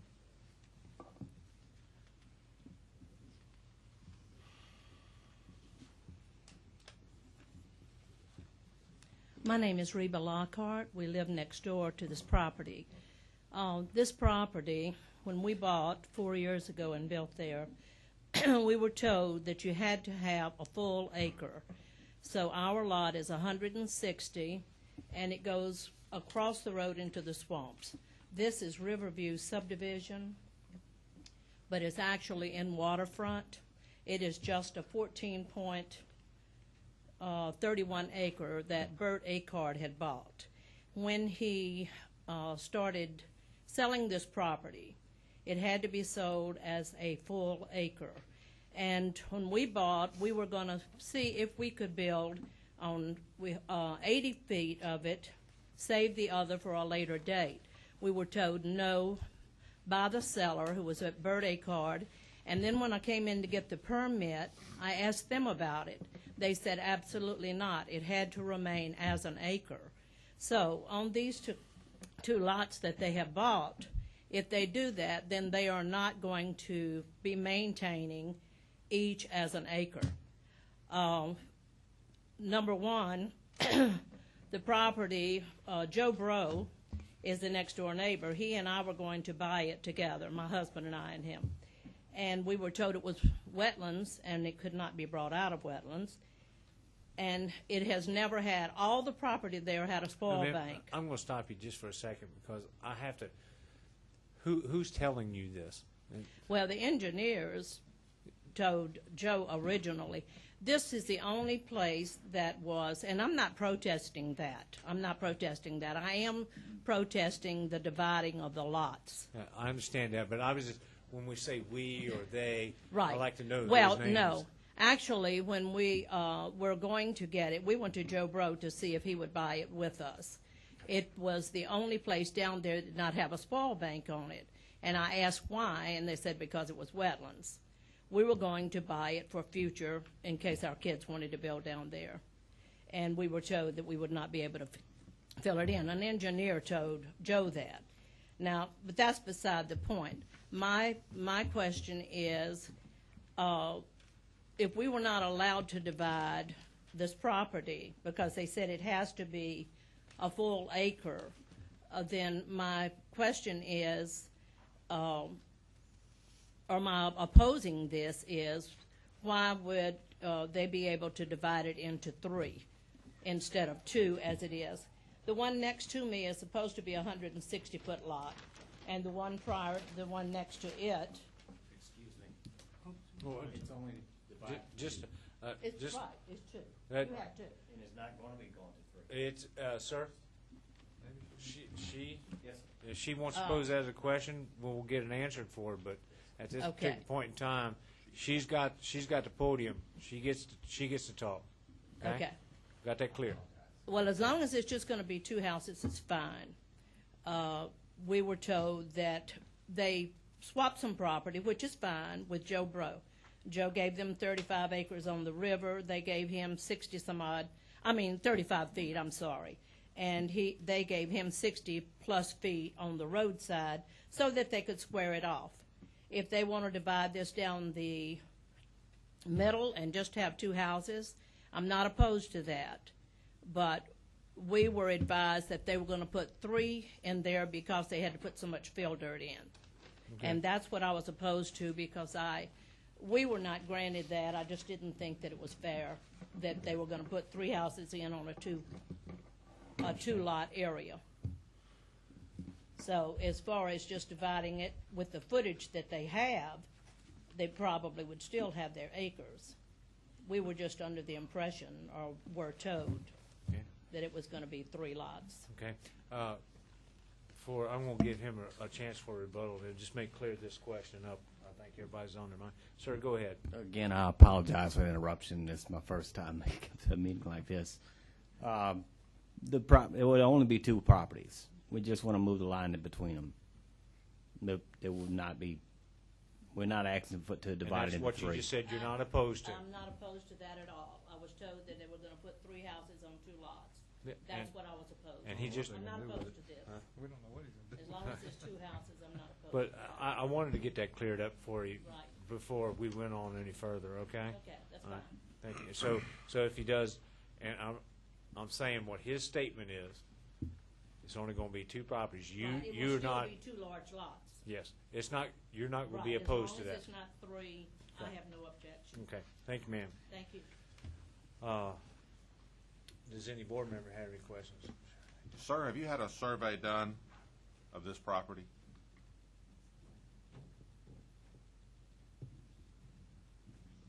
Just a second, please.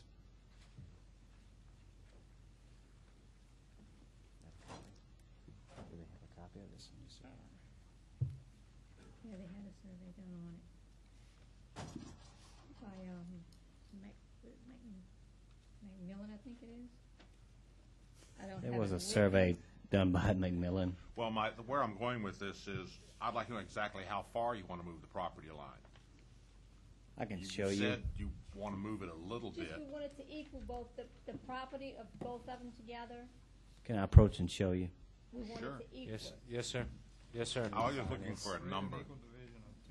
Yeah, Yeah, equal but we're division doing of. a variance on the square footage, so it necessarily, wherever he puts the line, that's between, after we give him the variance for the square footage, then he can have the surveying done to do it. Right. Yeah. Yes. Right. Okay, we can word it that way. That's okay. My question's answered.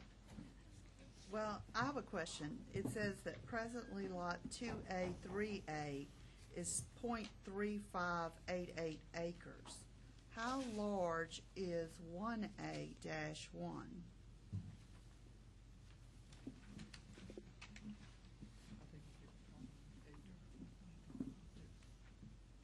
It must be smaller, I would guess. Yes, it is smaller, It is approximately 126 116 feet. Since the purchase from Mr. Scallon next door, Okay. it's approximately 116 feet. And this? No, that's not on here.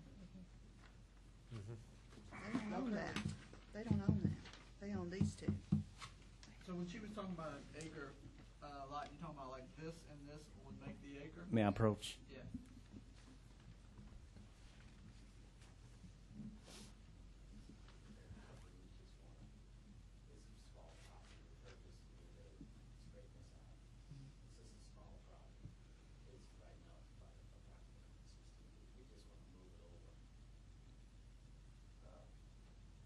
Equalize the two pieces of property. Now, back to what you're saying on the There's two survey separate is, pieces right now, it's two separate entities, and they want to make them of equal value, and to do that, they have to get a variance to move the property line to make sure that they get the equal portions in each two pieces of that property.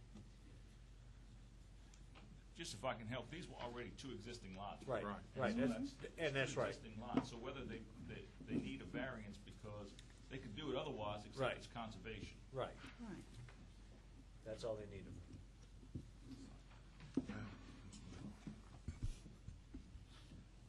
I asked one more question here. We've closed public hearing? So moved. Public hearing is now closed. Do we have any further questions for our board members? Do we have a motion on the floor?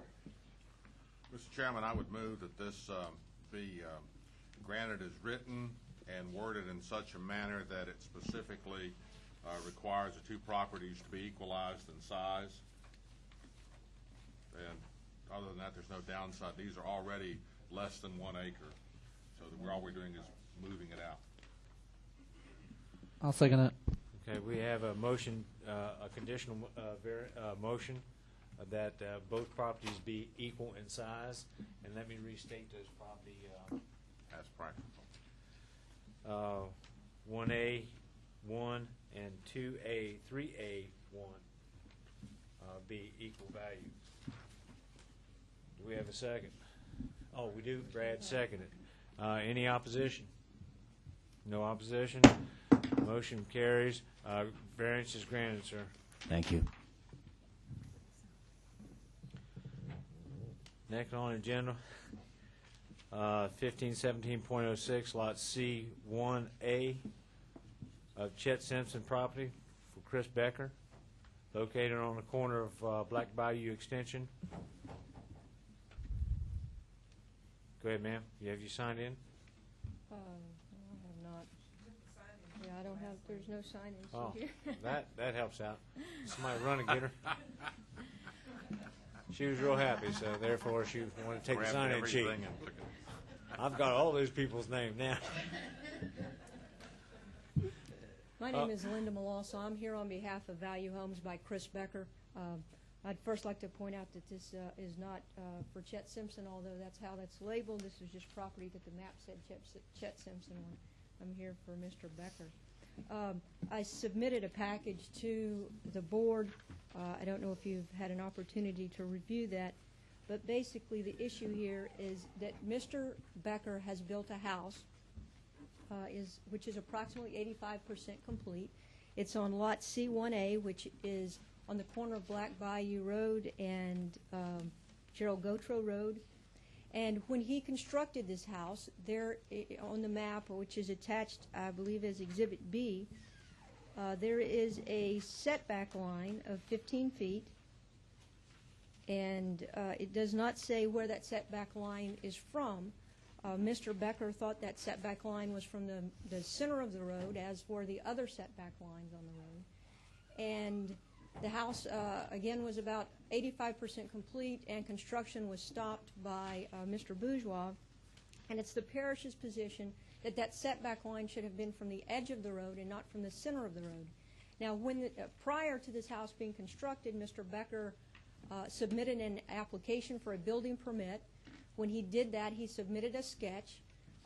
It's Mr. Becker's position, and if he needs to testify regarding that the sketch he submitted is like Exhibit C, which is attached here to. The exact sketch, or the actual sketch that he submitted, the building department does not keep a copy of it. That sketch was put on the property side as required, and it no longer exists.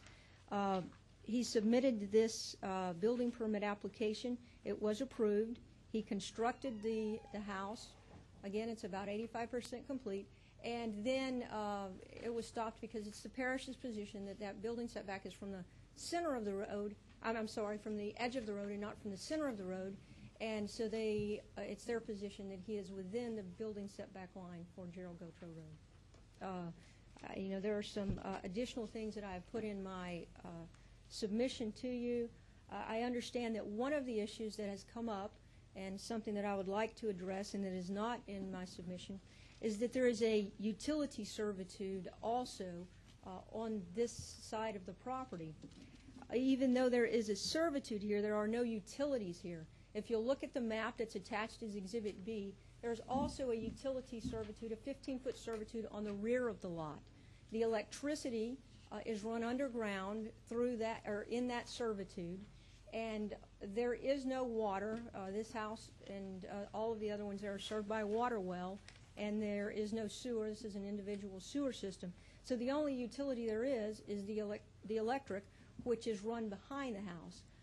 It's my understanding that Mr. Albert, I believe his name is Albert Langlois with Entergy, will be willing to submit a letter to the parish that says they have no opposition to an encroachment of this house onto that 12-foot utility servitude that is next to Gerald Gautreaux Road.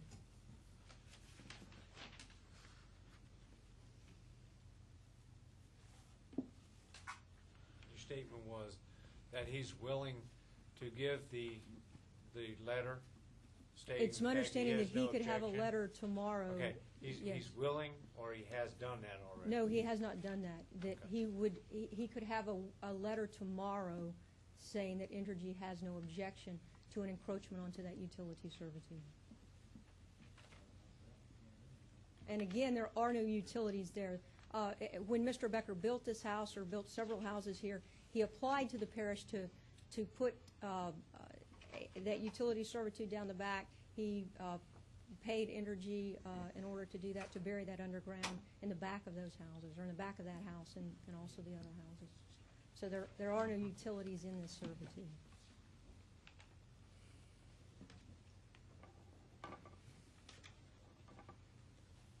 Do we have anybody in the audience who would like to speak in favor of or against this young lady's request? Do we have another sign-in sheet, or did we get the original one back? We didn't, so we had to make up another one.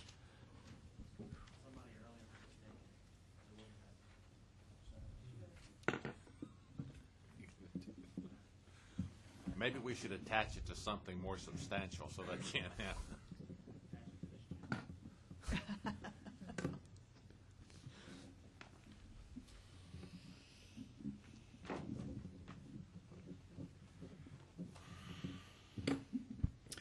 Good afternoon, Board. George Valentine, 13323 Highway 73, Guys, Louisiana. I'm the councilman for that area. Gerald Gautreaux Road is a very small parish road. It is at the corner of this road and the Black Bayou extension where this house exists. My objection to the variance, and I'm not sure that you have pictures of that particular spot, but it is very close to the road. It will be a safety hazard once that house is sold. There is not enough room to even pull up a car within the carport area adjacent to that road. There is ample land on the other side if the road would be enlarged. I will tell you this has been not litigation, but it's been a discussion. The former planning commission actually called me to try and mediate the situation. We have the Gautreaux that are residents in the back, Mr. and Mrs. Keith Gautreaux, Mr. Curtis Gautreaux. They are here tonight, and they are also have the same concerns I have as a safety situation to allow this variance. It can be solved other ways, but I am requesting that you deny the variance. Thanks, sir. Anyone else in the audience would like to speak for or against this young lady's request?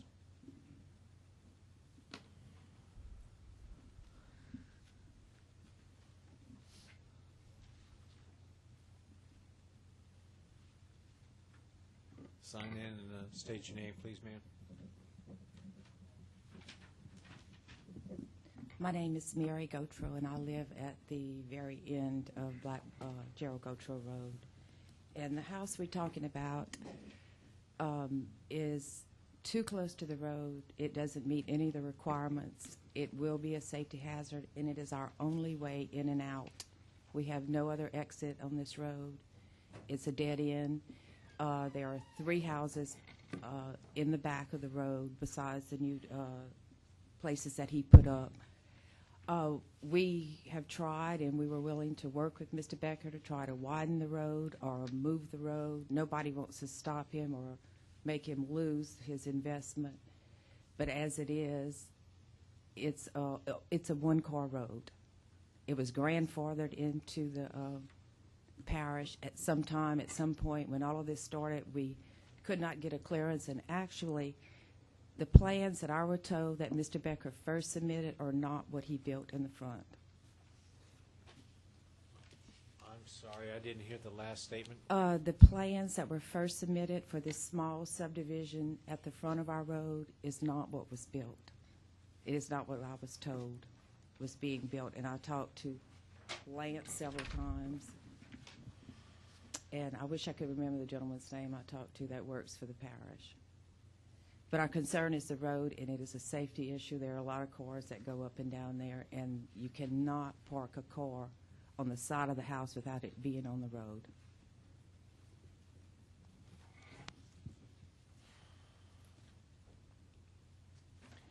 Thank you, ma'am. Is there anyone else who would like to make a statement for or against?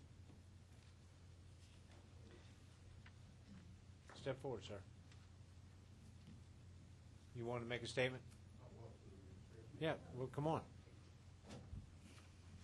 This is Mr. Becker. Before Mr. Becker speaks, if you will notice in the submission that I sent to you, I didn't mention this earlier, but Mr. Becker has agreed that he owns the property where this road is located, and he has agreed that he will widen this road in the area where the encroachment is. This encroachment is only a small area in the rear part of the house, and he has agreed that he will add, the necessary blacktop to the other side of the road so that there is not the, that issue.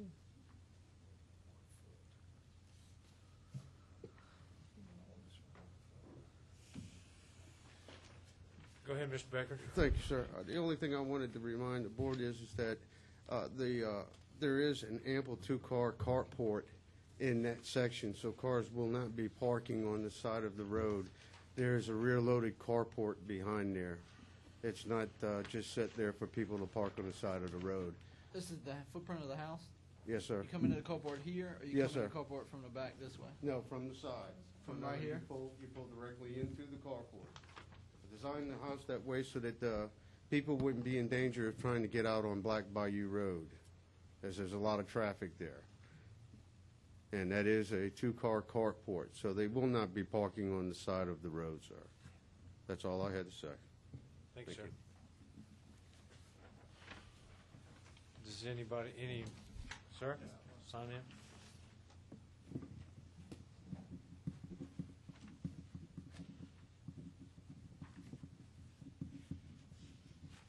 How you doing?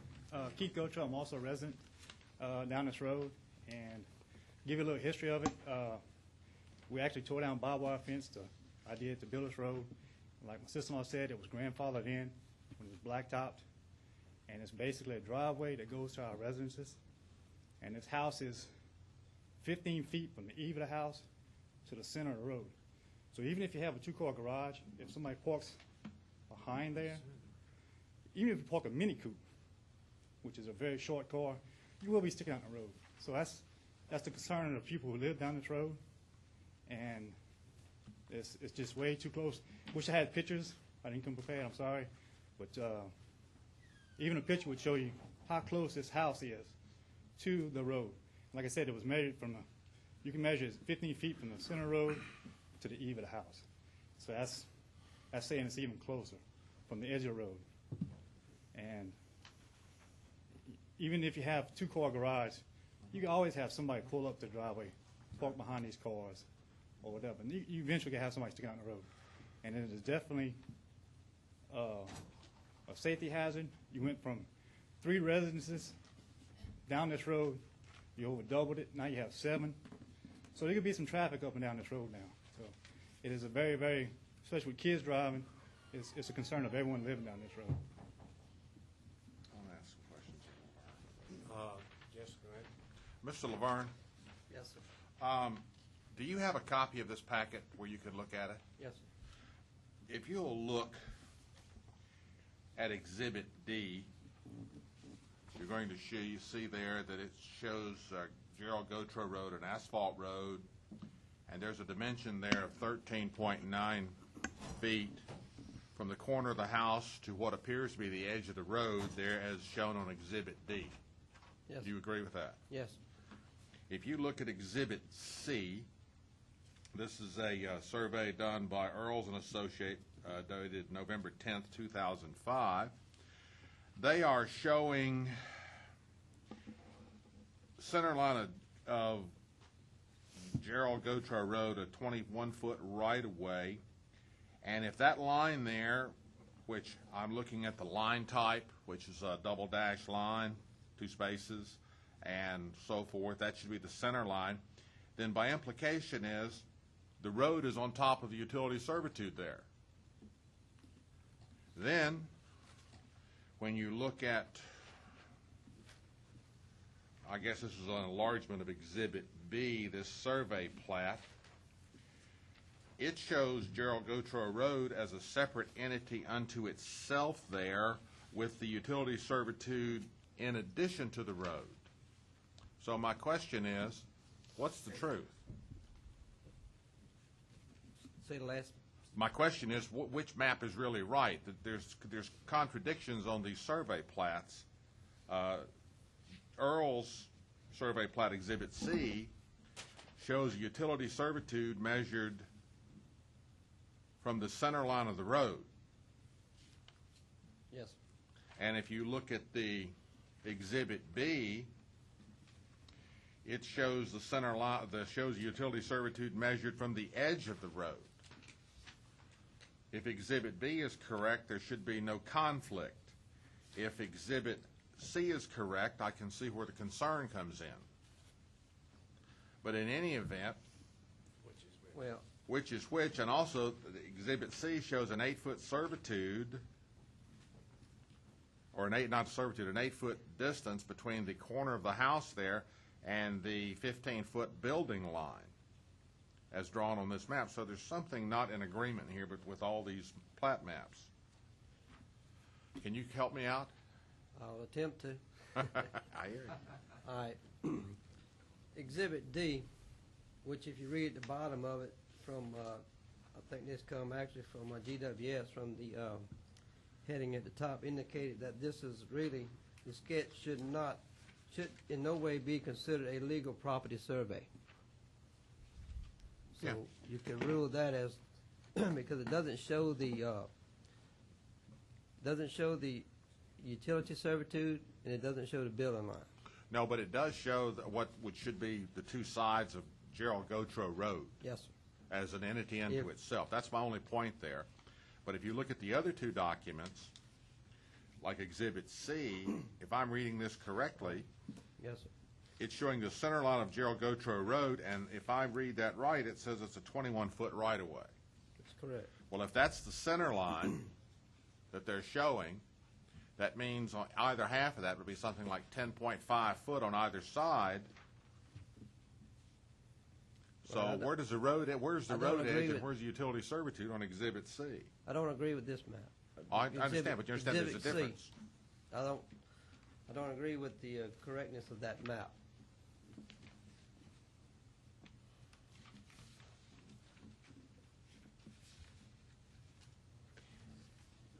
What we've got is what's stated before us.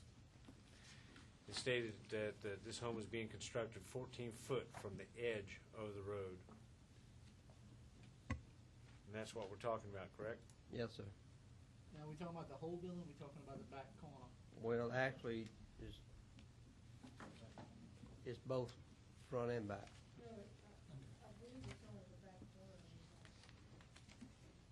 That's my interpretation, that it's just the rear corner. Would have to come in even more if the front. Right. I'll give you my interpretation of that Okay, we thank you. reviewed. As you look on, I don't know if they even got exhibit marked on it, but it's a excerpt of the original plat with just some pencil markings on it that we went out and actually took measurements of this. Okay. By the way, we requested actually a legal survey of the property with the road indicating a servitude and the building line. As indicated in some instances that the building line actually comes from the center of the road, but it's not indicated on the map, and most survey plats are designed, if we have a professional engineer here to attest to that, that there's, most of the building lines come from the edge of the property line or the center of the road, depending on which. If it's indicated in writing that it's actually from the center of the road, then that's what it is. But if it's designated on the plat, it's more likely from the property line. Because if it's indicated as such that, as was stated earlier, that the building line would be from the center of the road, you wouldn't have but 4'6" Right. from the road right-of-way edge to the building line. So with the measurements that we took out in the field, which was, this is not the legal measurements, 20 foot 4 inches from the center of the road to the edge of the eave. And if you do the math of the road width, which is 21 feet, and you add the servitude plus the building line, the building line, which come up to 25 foot 6 inches. Yeah. To the end of where the building line's at. Our measurements are 20 foot 4 inches from the center line, which is an encroachment of 5 feet 2 inches, into the building line, which the building line, which is only 3 feet back from the servitude, would be 2 foot 2 inches encroachment into the servitude on the top. I should say the top would be the northern end of the building. And if you do the math, assume to the bottom end, it would be an encroachment of 10 inches, where you see the measurement of 24 foot 8. And you subtract 24 foot 8 from 25 6, you get 10 inches. Okay. So that's what we reviewed and surveyed. And again, we requested a professional engineer to survey it with all measurements, but we hadn't got that. But the variance is basically the 1 foot. Is that? That's what they're. That's what they You're requested. saying it's 10 inches of encroachment. The variance is requesting 1 foot. Period. That's it. I'm saying that the 10 inches on the front and actually 5 foot 2 in the back. 5 foot 2 in the back. Why wouldn't they be asking for a variance of 6 foot line? Again, it depends upon whether you measure from the center line of the road. The edges of the road. Can I make a comment?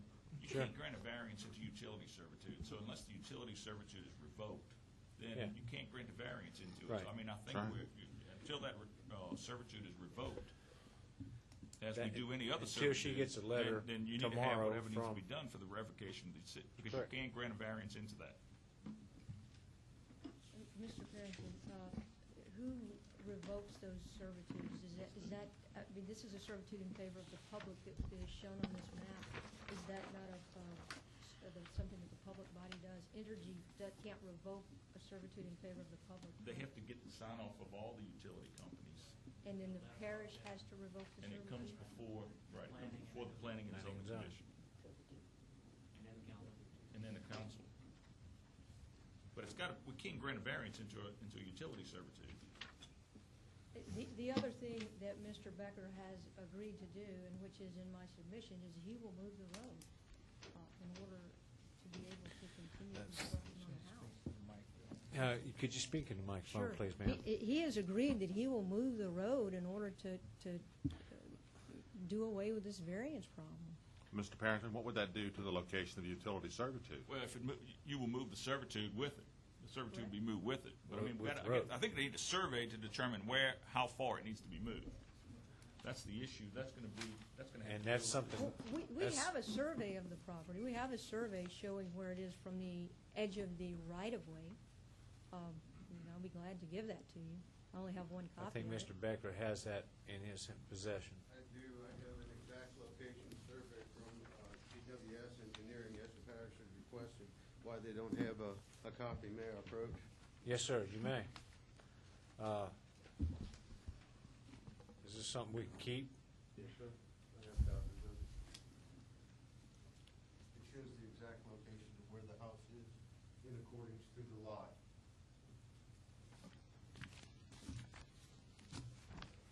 And that's what the parish requested of me. Again, the 10-foot at the back is from the edge of the right-of-way. Pass this around, but I want to send it. Might as well send it all over to Laura. Yeah, that's fine.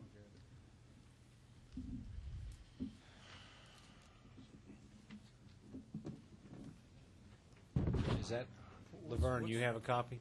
No, I'm not. Can I ask a question? There's a natural drainage ditch that runs, it splits the property, and there's a natural drainage ditch that runs not very far on the other side of that road. I don't know if it shows on this. Oh, it'll. His it'll land show. is split by the drainage ditch. My land is split by the drainage ditch, so is my brother-in-law's. It'll It's show, a ma'am. natural, the parish has widened it several times. If it's on there. And you're willing to move the road, like, to the edge of to the drain? Because if you, the utility rights, if you give up that, how does that affect us in the back if we eventually get parish water or sewage that may Doesn't come to affect us? you. It would just be relocated. It'd just be relocated, ma'am. Go away. It doesn't affect you To at all. which way? I mean, how will you relocate it? When he moves the road, he moves the servitude over with it. When he moves the road, he moves servitude with it. And it will be surveyed because I don't think there's enough land there. We just gave our daughter a piece of property behind us, and it was required that it was regulation. So now I'm wondering why it's not, that we could still work off of this little Just a gravel moment, road. ma'am. You had a comment? Yeah, the only thing was the servitude would need to be revoked. Just because you move the road doesn't mean the servitude gets moved. So the servitude would have to be moved along with the road itself. Who moves the servitude? Yeah, who? Same. Yeah, but that would make People sure, that's- but it's two different things that you're going through. Yeah. You got to realize it doesn't piggyback each other. One goes one direction, one goes the other direction with the road itself. But he's already indicated he's willing to do that. Now, the servitude he has no control over. We have to get separate utility company, yes. Go ahead, sir. From DPW.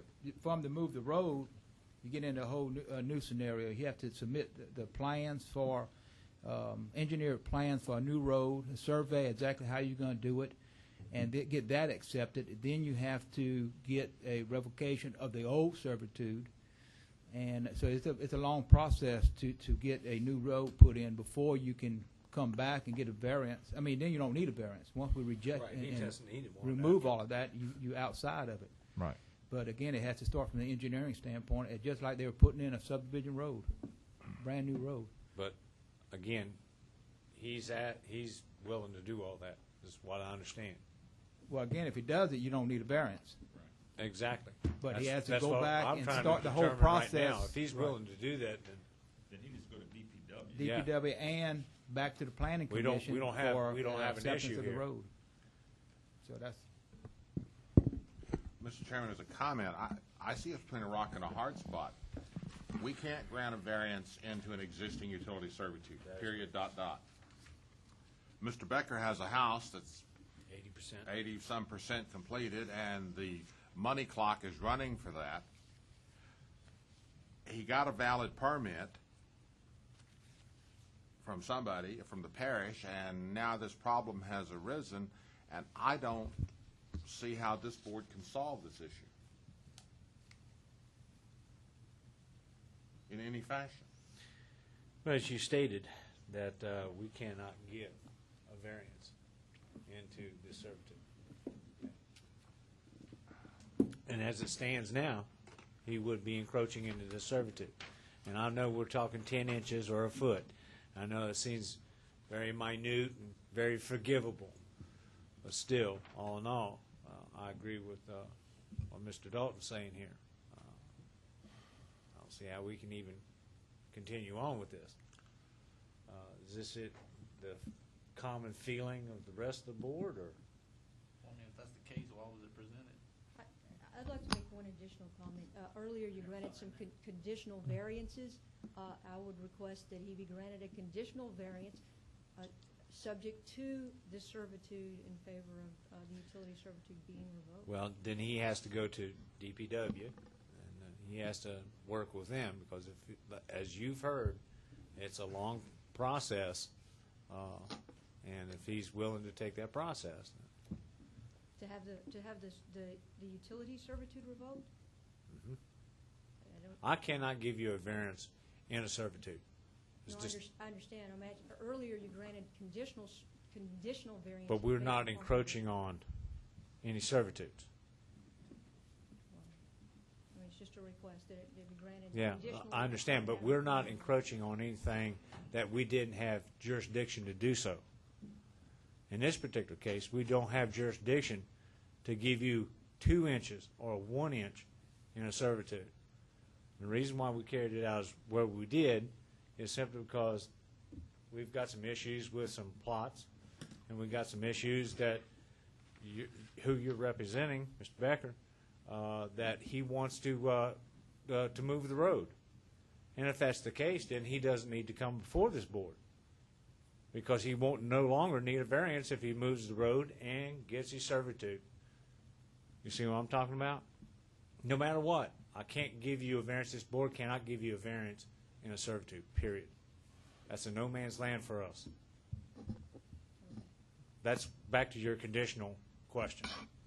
And so technically, Lance, if you would have seen that map, you wouldn't have allowed it to come to the meeting anyway. Well, we need to dispose of this somehow, I guess. Yeah. Illegal. We'll call for the question. Yes, sir. I'm allowed. I think she's only trying to bring forth is that Energy is willing to grant that variance, and we will have that letter tomorrow, that they will allow us to encroach that servitude. But you understand, there's more than one person involved in the electrical Right, which company. would be the Everybody. three main utility corporations, Right.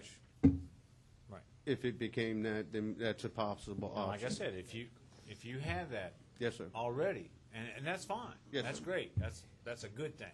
Yes, sir. I But understand. if we, as of tonight, as I speak to you understand your now, I position. don't have nothing in front of me I agree. I understand. from these gentlemen, nor do I have anything from the utility company saying, hey, it's all right, you can go ahead and do it. We can't do it. Yes, sir, I understand. Mr. Laverne, I noticed you had some concern. Not Any- really. No, I was listening. You're afraid to talk to me, huh? No, I'll answer any question I'm asked. Well, thank you, sir. And I hope you all understand, and legal, what position do I need to take to dismiss this, or, because as it's already stated from Mr. Lance Brock, that if we had the proper mapping, this wouldn't come forward. But it's still on the agenda tonight, and I need to dismiss it somehow. Either they have to withdraw it or you have to take action on it, one or the other. Could we continue it until next month and have those things from the utility company at that time, or revocation?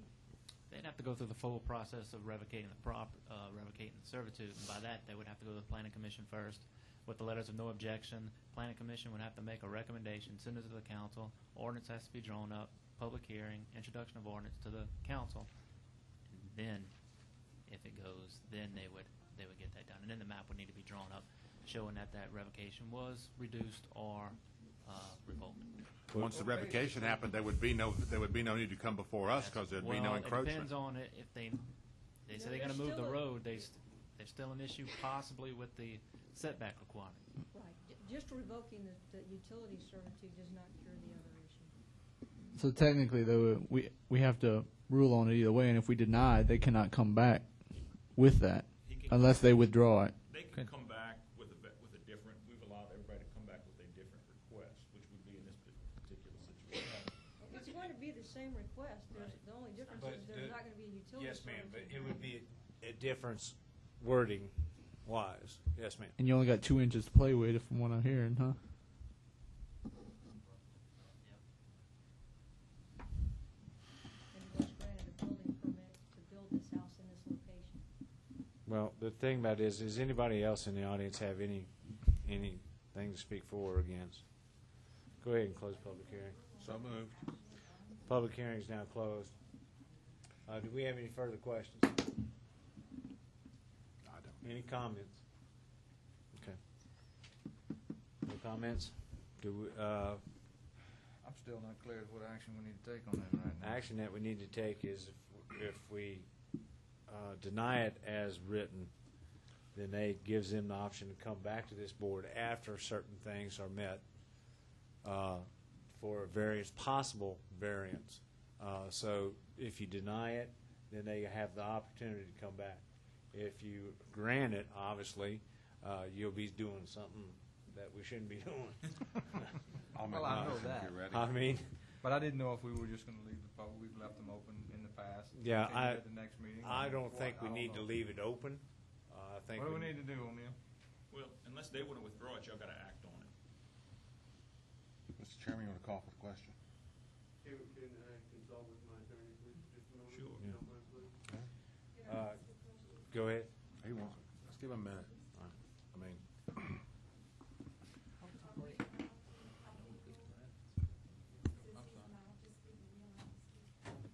Ma'am? I'm allowing them an opportunity, and I can allow you an opportunity.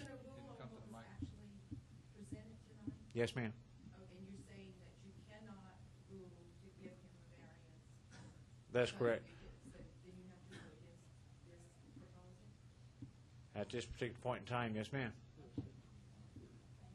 That doesn't mean that legal can't say different. No, either that unless they withdraw it. They either withdraw, which might be the best thing to do. Mr. Becker would like to withdraw the application. Okay. He submitted.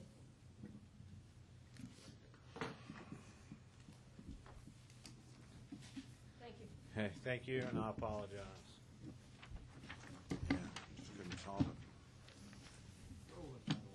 Uh, Yeah, 8:30.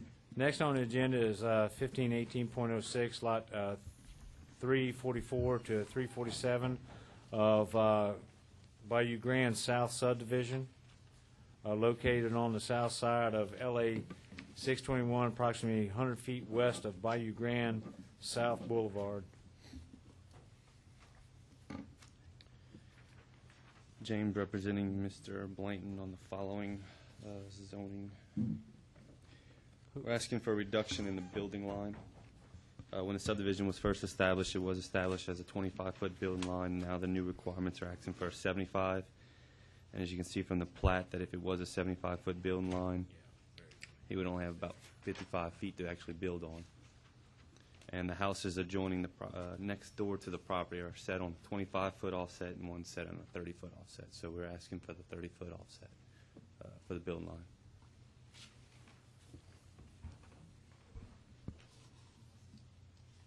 Welcome any questions you have. Does the board have any questions for this gentleman? Yeah, I'll open up public hearing. So moved. Public hearing is now open. Anybody in the audience like to speak for or against this gentleman's request? Sign in, state your name.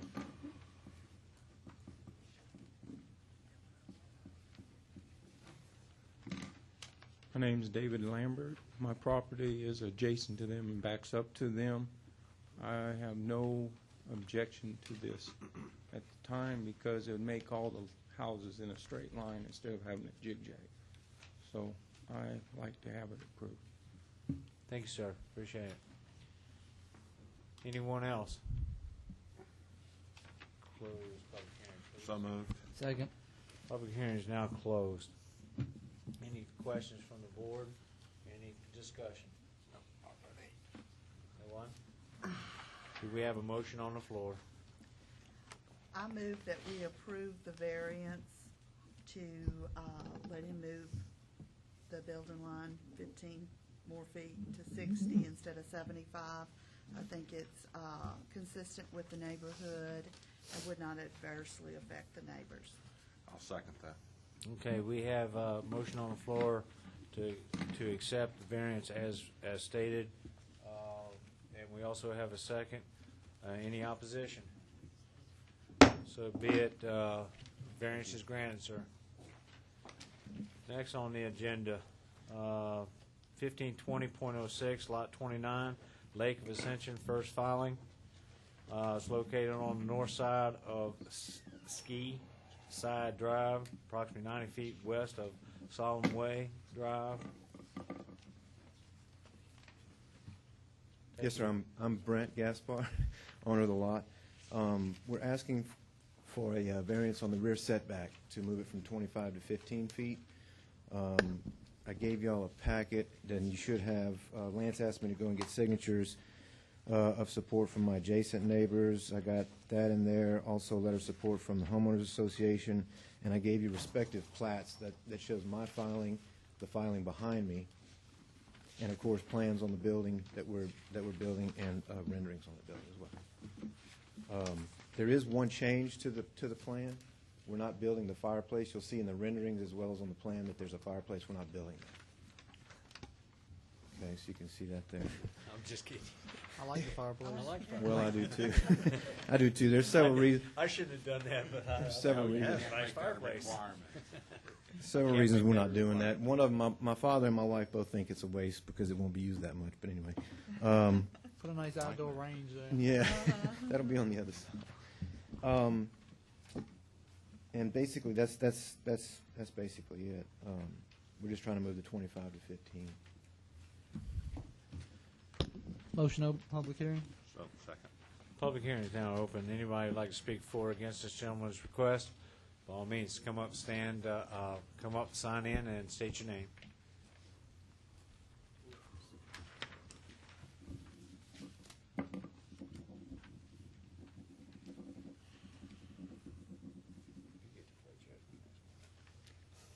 Hello, I'm Ginger Malden, and I am the neighbor that joins his property, the rear set line that he is talking about. Our backyards adjoin. And I have a picture that I'd like to share with y'all of what's going on. This is taken from my back patio. I don't know if y'all can see it from there or want to see it. No, ma'am. Could you approach? No, that's okay. That's fine. We'll take it from here.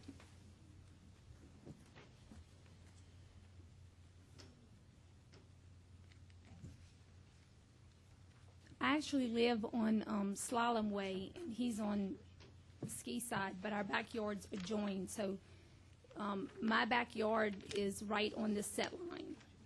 And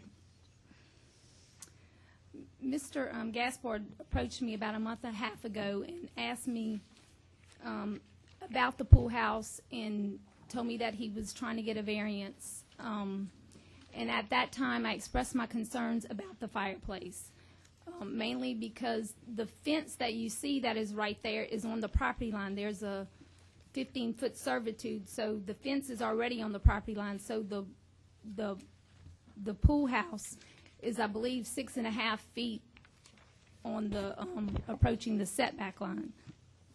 So anyway, the fireplace is going to be kind of high and very tall, and it's going to be brick. And so anyway, he did say that he was going to change that according to the plans.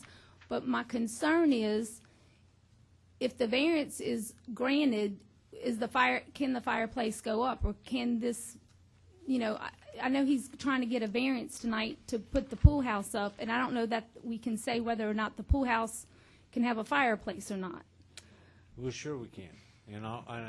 As I was telling this young lady before, we can't encroach on servitudes, but we can give conditional, and as the gentleman building this pool house, if he's already stated that the fireplace is going to be eliminated, we can prevent him from building a fireplace.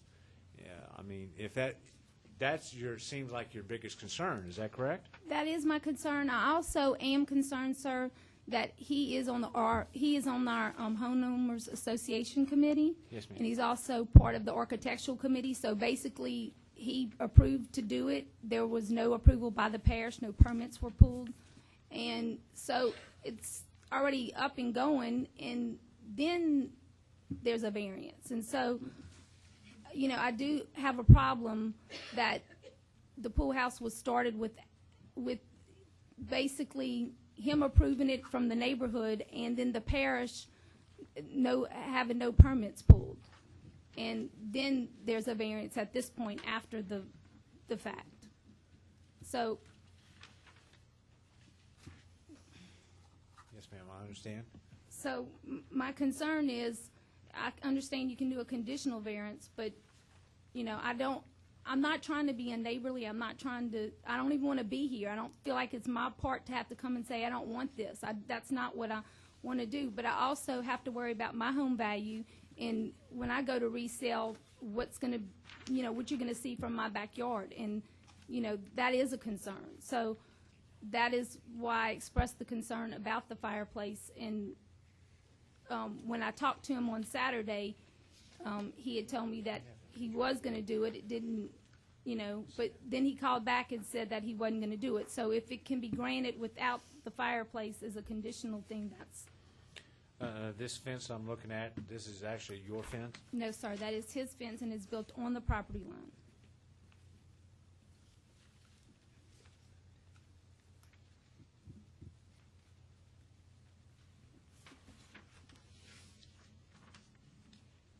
And I'm not showing any favoritism by no means, because I'm just trying to get all the information out in the air that the board members may have questions about. And, sir, I'm going to questions posed directly to you. You've already stated in your opening statement when you stood before us and saying that the fireplace would not exist. And you'd be happy if we gave a conditional variance that you could not build a fireplace.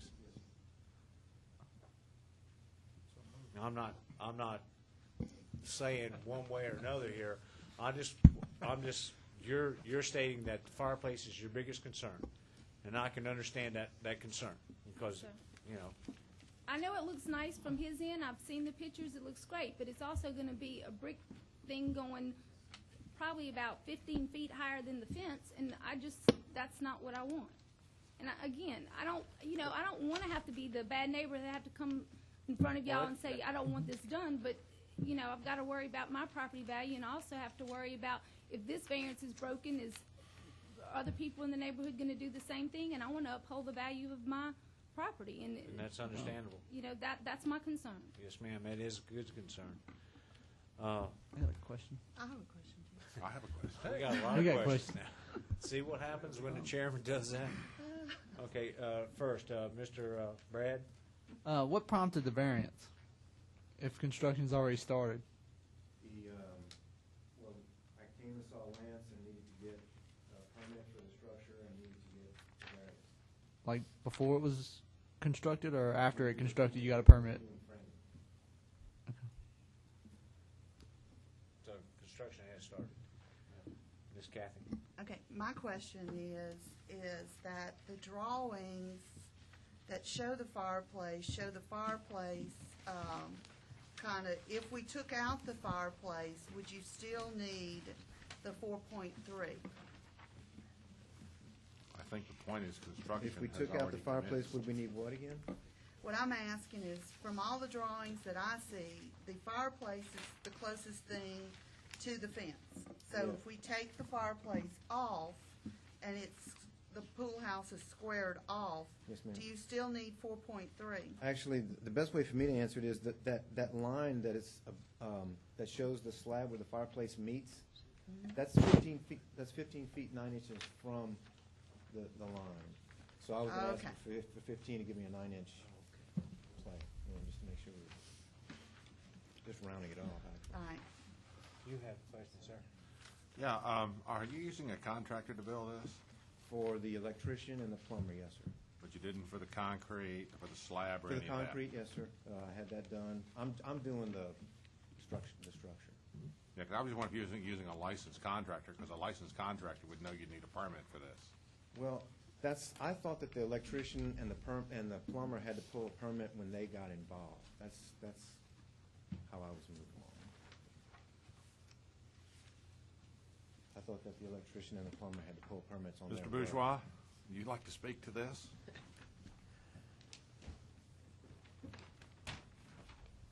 Plans are to be submitted to the building department for any structure that's to be built. At a value of $2,500 or more, a permit is to be purchased before construction begins. There are, penalties for those kind of things that happen. Yes, the licensed contractors are required, provided that the homeowner is paying someone to perform the work. The homeowner is able to build his own, provided that he purchases that he fills out a whole harmless agreement with the parish, identifying the parish that he's responsible for the work if anybody was to get injured on the properties and such and such. But in fact, that same agreement said that if he hires anybody, it would be licensed with the parish in the full class of building, electrical, mechanical, and plumbing. Apparently, he started this project without a building permit, not to my knowledge. So, I mean, it's up to the board what they want to give The a other variance reason or that I not. started out was that I thought you had to have a building permit when you changed the footprint of your house, of your primary structure. I didn't know it was with regard to outbuildings. That's why we got started. Well, we're not going to get into the subdivision rules and regulations because it's none of our business. The other thing I would That's like to for several clarify, if I issues could. there, but back to what Mr. Byrne was talking about. It's unknown fact. You build something, you need to check. I mean, safe to be sorry, kind of thing. By no means, Well, I'm very sorry. criticizing. I can assure you I'm very But sorry. I'm telling you, like anything else, you have to play it safe. And do we have anybody in the audience, anybody else in the audience who'd like to speak for or against? Please. Can I rebut to Ginger's comment? Sure. I'm not on an architectural review committee. I did not approve this project. I'm not on that committee. I'm a secretary for our board. All I do is take the minutes. I don't make decisions or anything else. I didn't move this forward through some plot or anything else. We can't get into that. Go ahead, sir.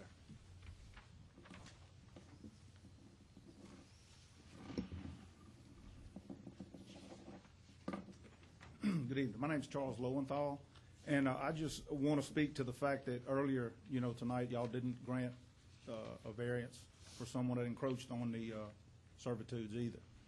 And somewhere it's got to stop. I understand the man didn't understand. I said it earlier, ignorance is no excuse.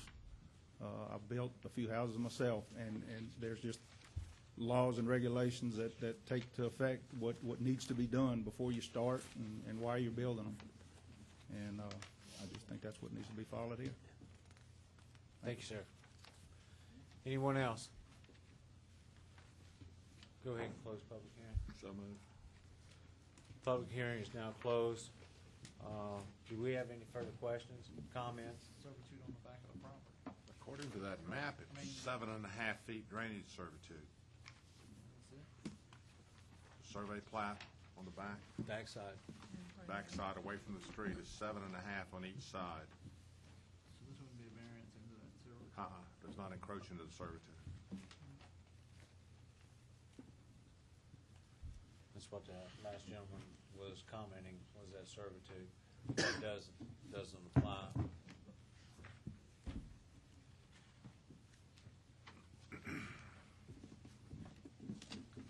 Do we have any further comments? Any questions? Do we have a motion?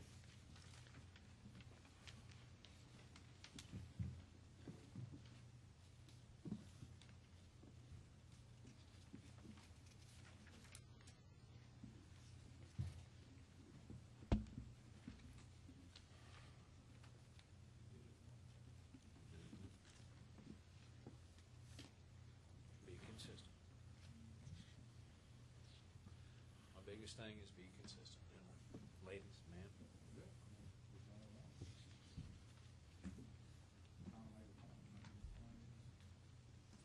Well, that's a good discussion. I mean, let's bring it up.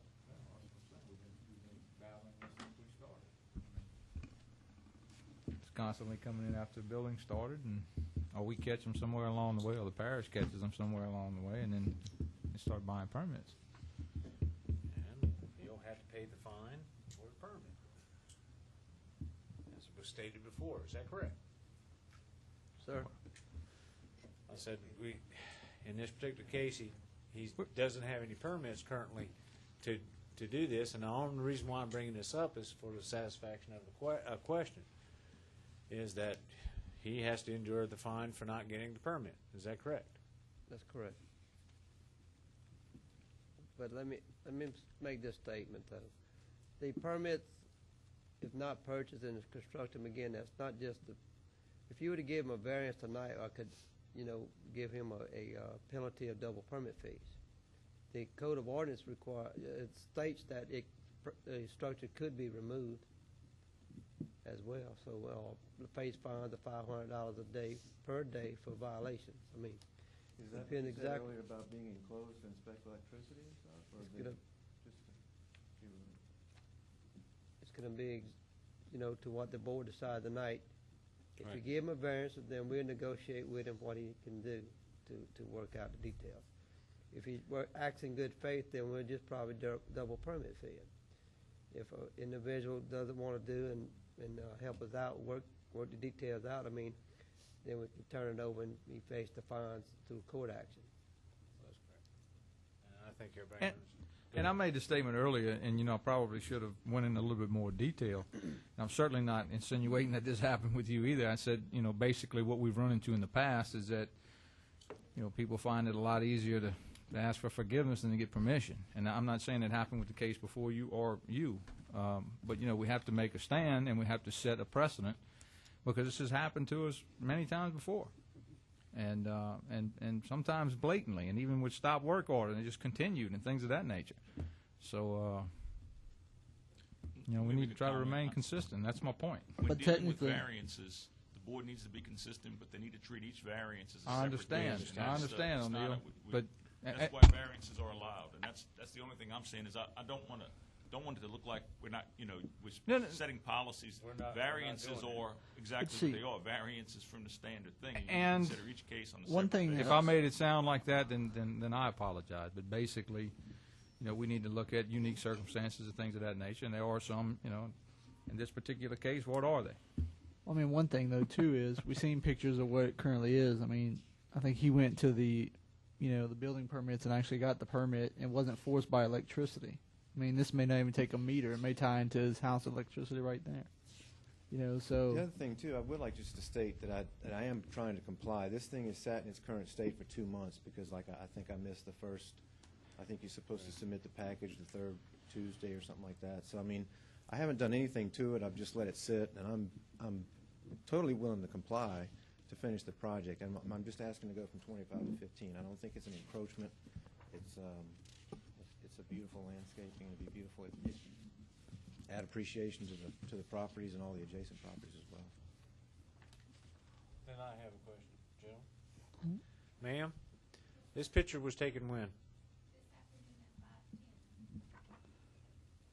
I mean, this is a little different than completing it, waiting, not being able to get electricity because it didn't go through the proper format, and then the electricity forced you to go get permit. on how you got there. No, it was Could be the so same stated thing. that this thing sat for 2 months.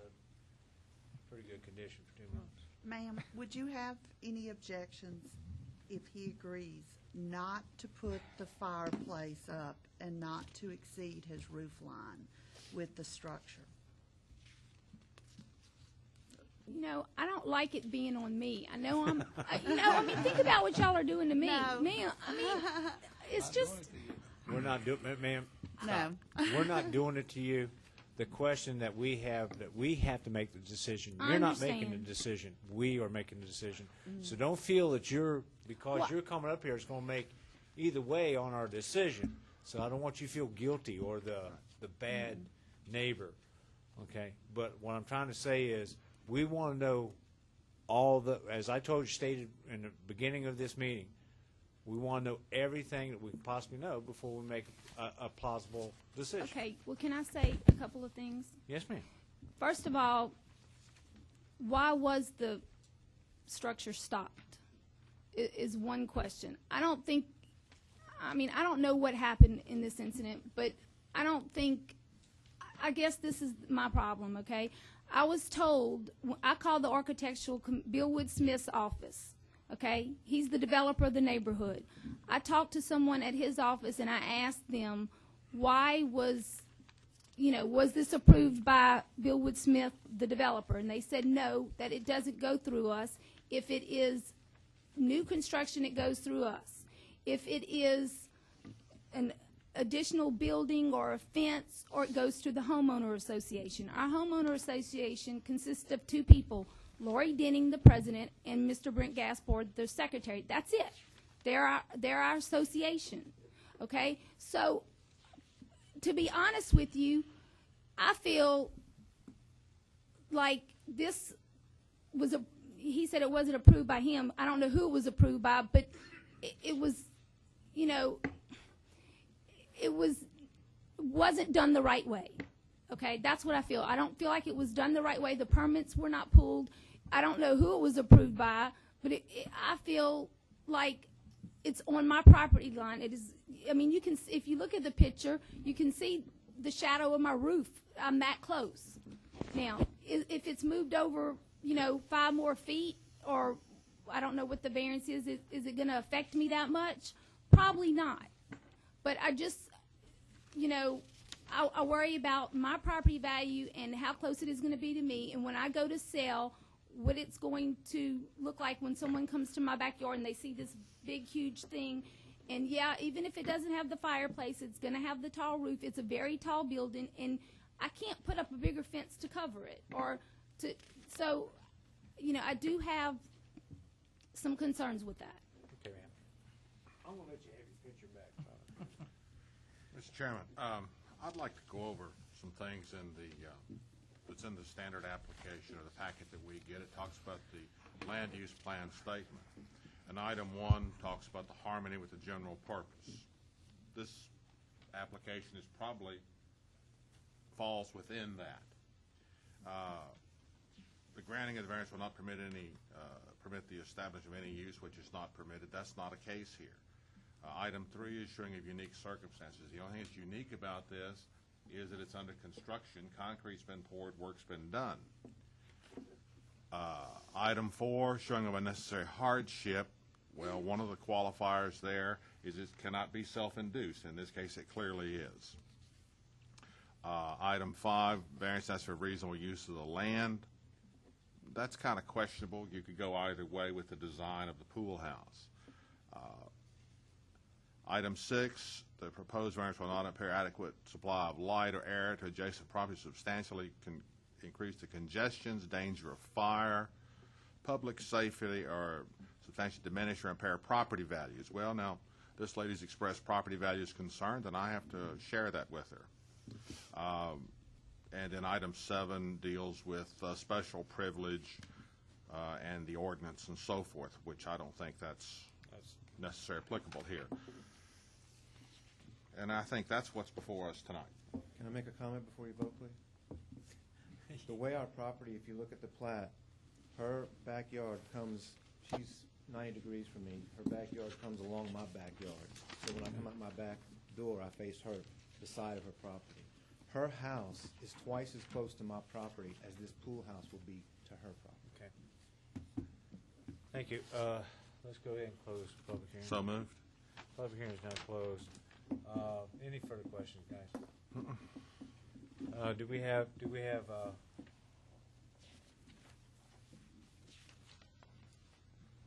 do we need further time? I'm looking at some confused faces here. We have a motion on the floor then.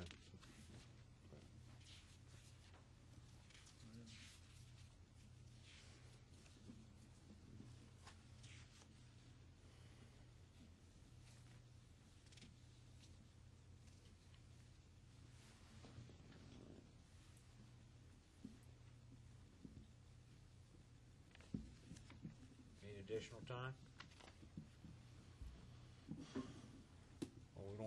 entertain anybody's want to make a motion.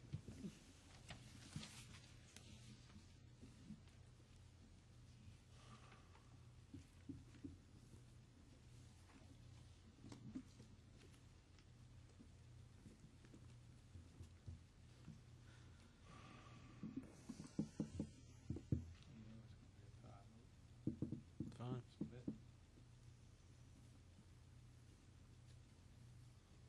Gotta have a motion on the floor.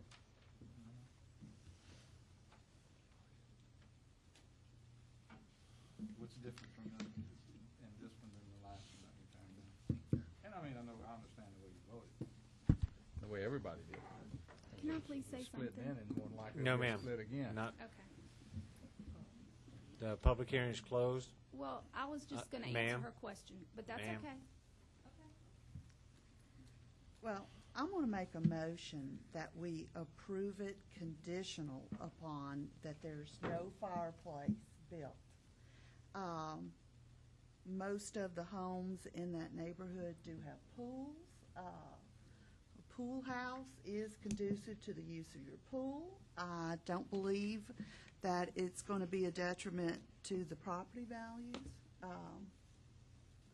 I believe that most pool houses, and like I said, the neighbors are probably going, in most cases, especially in ski side, where most people bought there because of the lake.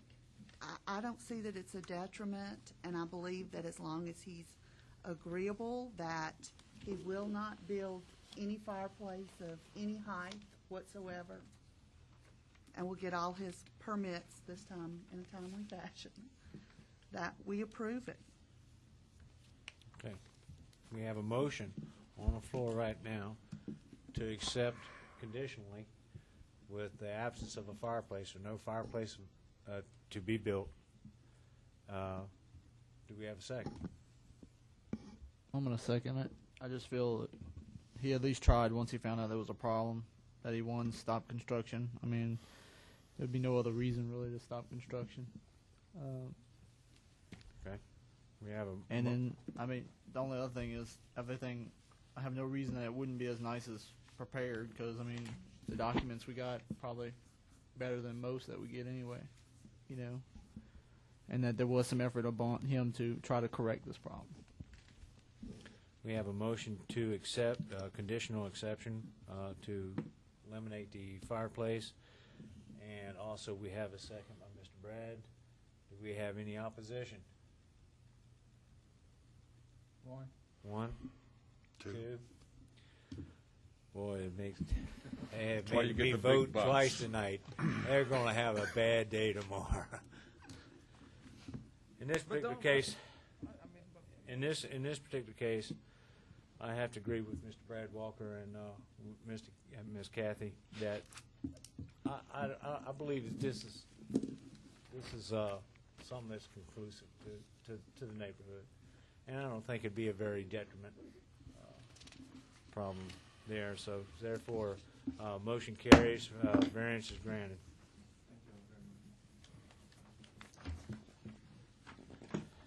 All right.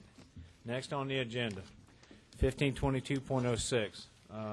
This is located on the east side of Jennings Road, approximately 200 feet north of LA Highway 942.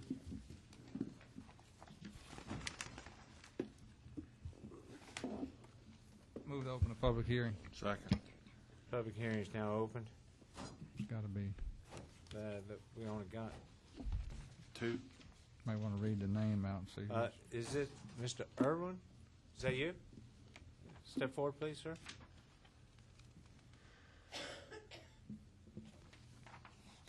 Go ahead and state your purpose. Can you speak into the microphone, please, sir? Talaga Irvin. Sign was put up for rezoning. I have a trailer there, double wide trailer. Has a double wide trailer, is what you said? Yes, sir.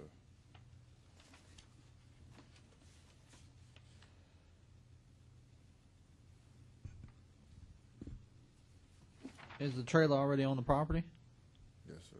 It's already set and everything at that point? Yeah, it's there. So he would like to move the mobile home and construct a new office / storage building. Huh? Is that the same one? No. 1522? I was trying to say, man, I'm missing a few things. I wasn't going to say that, but you did. Tell you what is that? Can I borrow yours? Sure, you can read mine. Front rear setback. So you're trying to reduce both, correct? Front and back. How long is your trailer? About 48. That's about a 28 by 48. You It's older. Step up the microphone. 28 by 48. So is it because of the length of the trailer you need this, or just where it's sitting that you need to do this? Probably the length on the property. Where it's that it's positioned. Small lot, it's a very narrow lot. Okay. The whole lot, it's off the river road. That's what it sounds like. I just wanted to Lance ask. just said it was a very small lot. I can't either. So, Okay. That's all we're looking at. I don't have any questions. Okay. I don't either. Any further questions? Did anybody in the audience want to speak for or against this gentleman's request? Okay, close the public hearing, please. So moved. Mr. Chairman, Public hearing is now closed. Go ahead, sir. I would like to move that we grant the variance as requested. It would allow him reasonable use of his land. Second. We have a motion on the floor to grant the variance as written. Do we have any opposition? So be it. Variance is granted, sir. Next on the agenda tonight is 1523.06, lot track 3A from C.E. Dixon Estate for U Stewart, located on the south side of L.A. Highway 42, approximately 472 feet east of Ronald Road.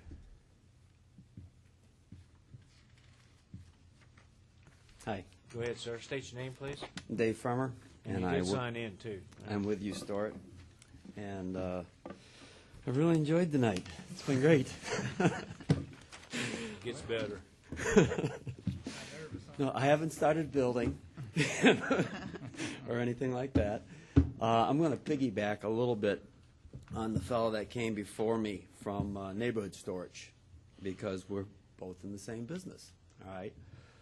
U-Stewart has been located there for about 13 years, and right now we primarily have all unclimatized storage, and we would like to add some climate-controlled storage up into the front. We have a small office there now. We'd like to put in a better office. We have well and septic. We'd like to get off the well and septic and tie into the sewer and the water. And, you know, to build the building to be profitable, like the other fellow said, you build so much of a building and you can only get so much rentable space out of it. So to maximize our space, we're planning on, we'd like to put in a 12,000 square foot building, 150 by 80, which is a modular type, you know, prefab building. And we would get 9,400 square feet of rentable space out of that. So we are asking for a variance on the setback from 75 feet to 65 feet. And when I was out there today, I'm actually from Cleveland, Ohio, and the fellow that was supposed to be here pawned this off on me at the last minute. So I didn't have a lot of time to prepare for this, but I did go out and I took a look at the site.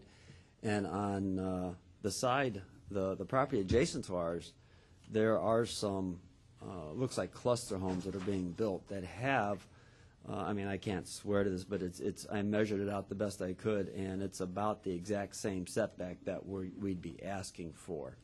So the setback would be, you know, in agreement with what's there also.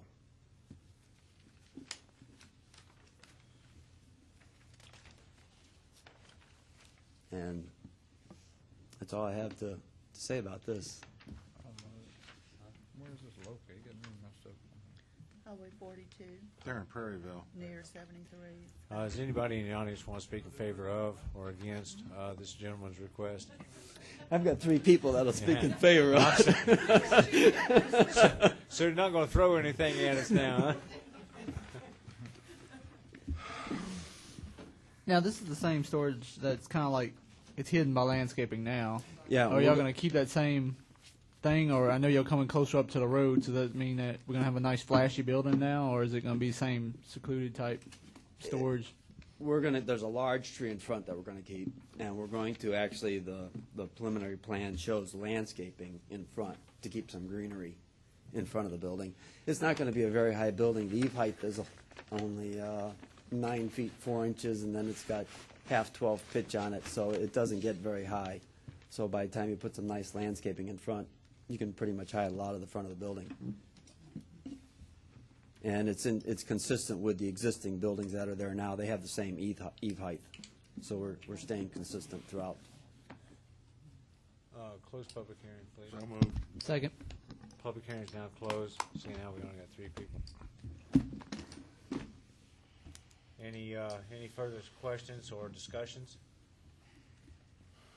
Sir? I'll make a motion to accept as written. It's in the Harmony, and it's adding to an existing facility, which is always good instead of a new facility popping up. I'll second that. And we'll keep the same Harmony as they are now.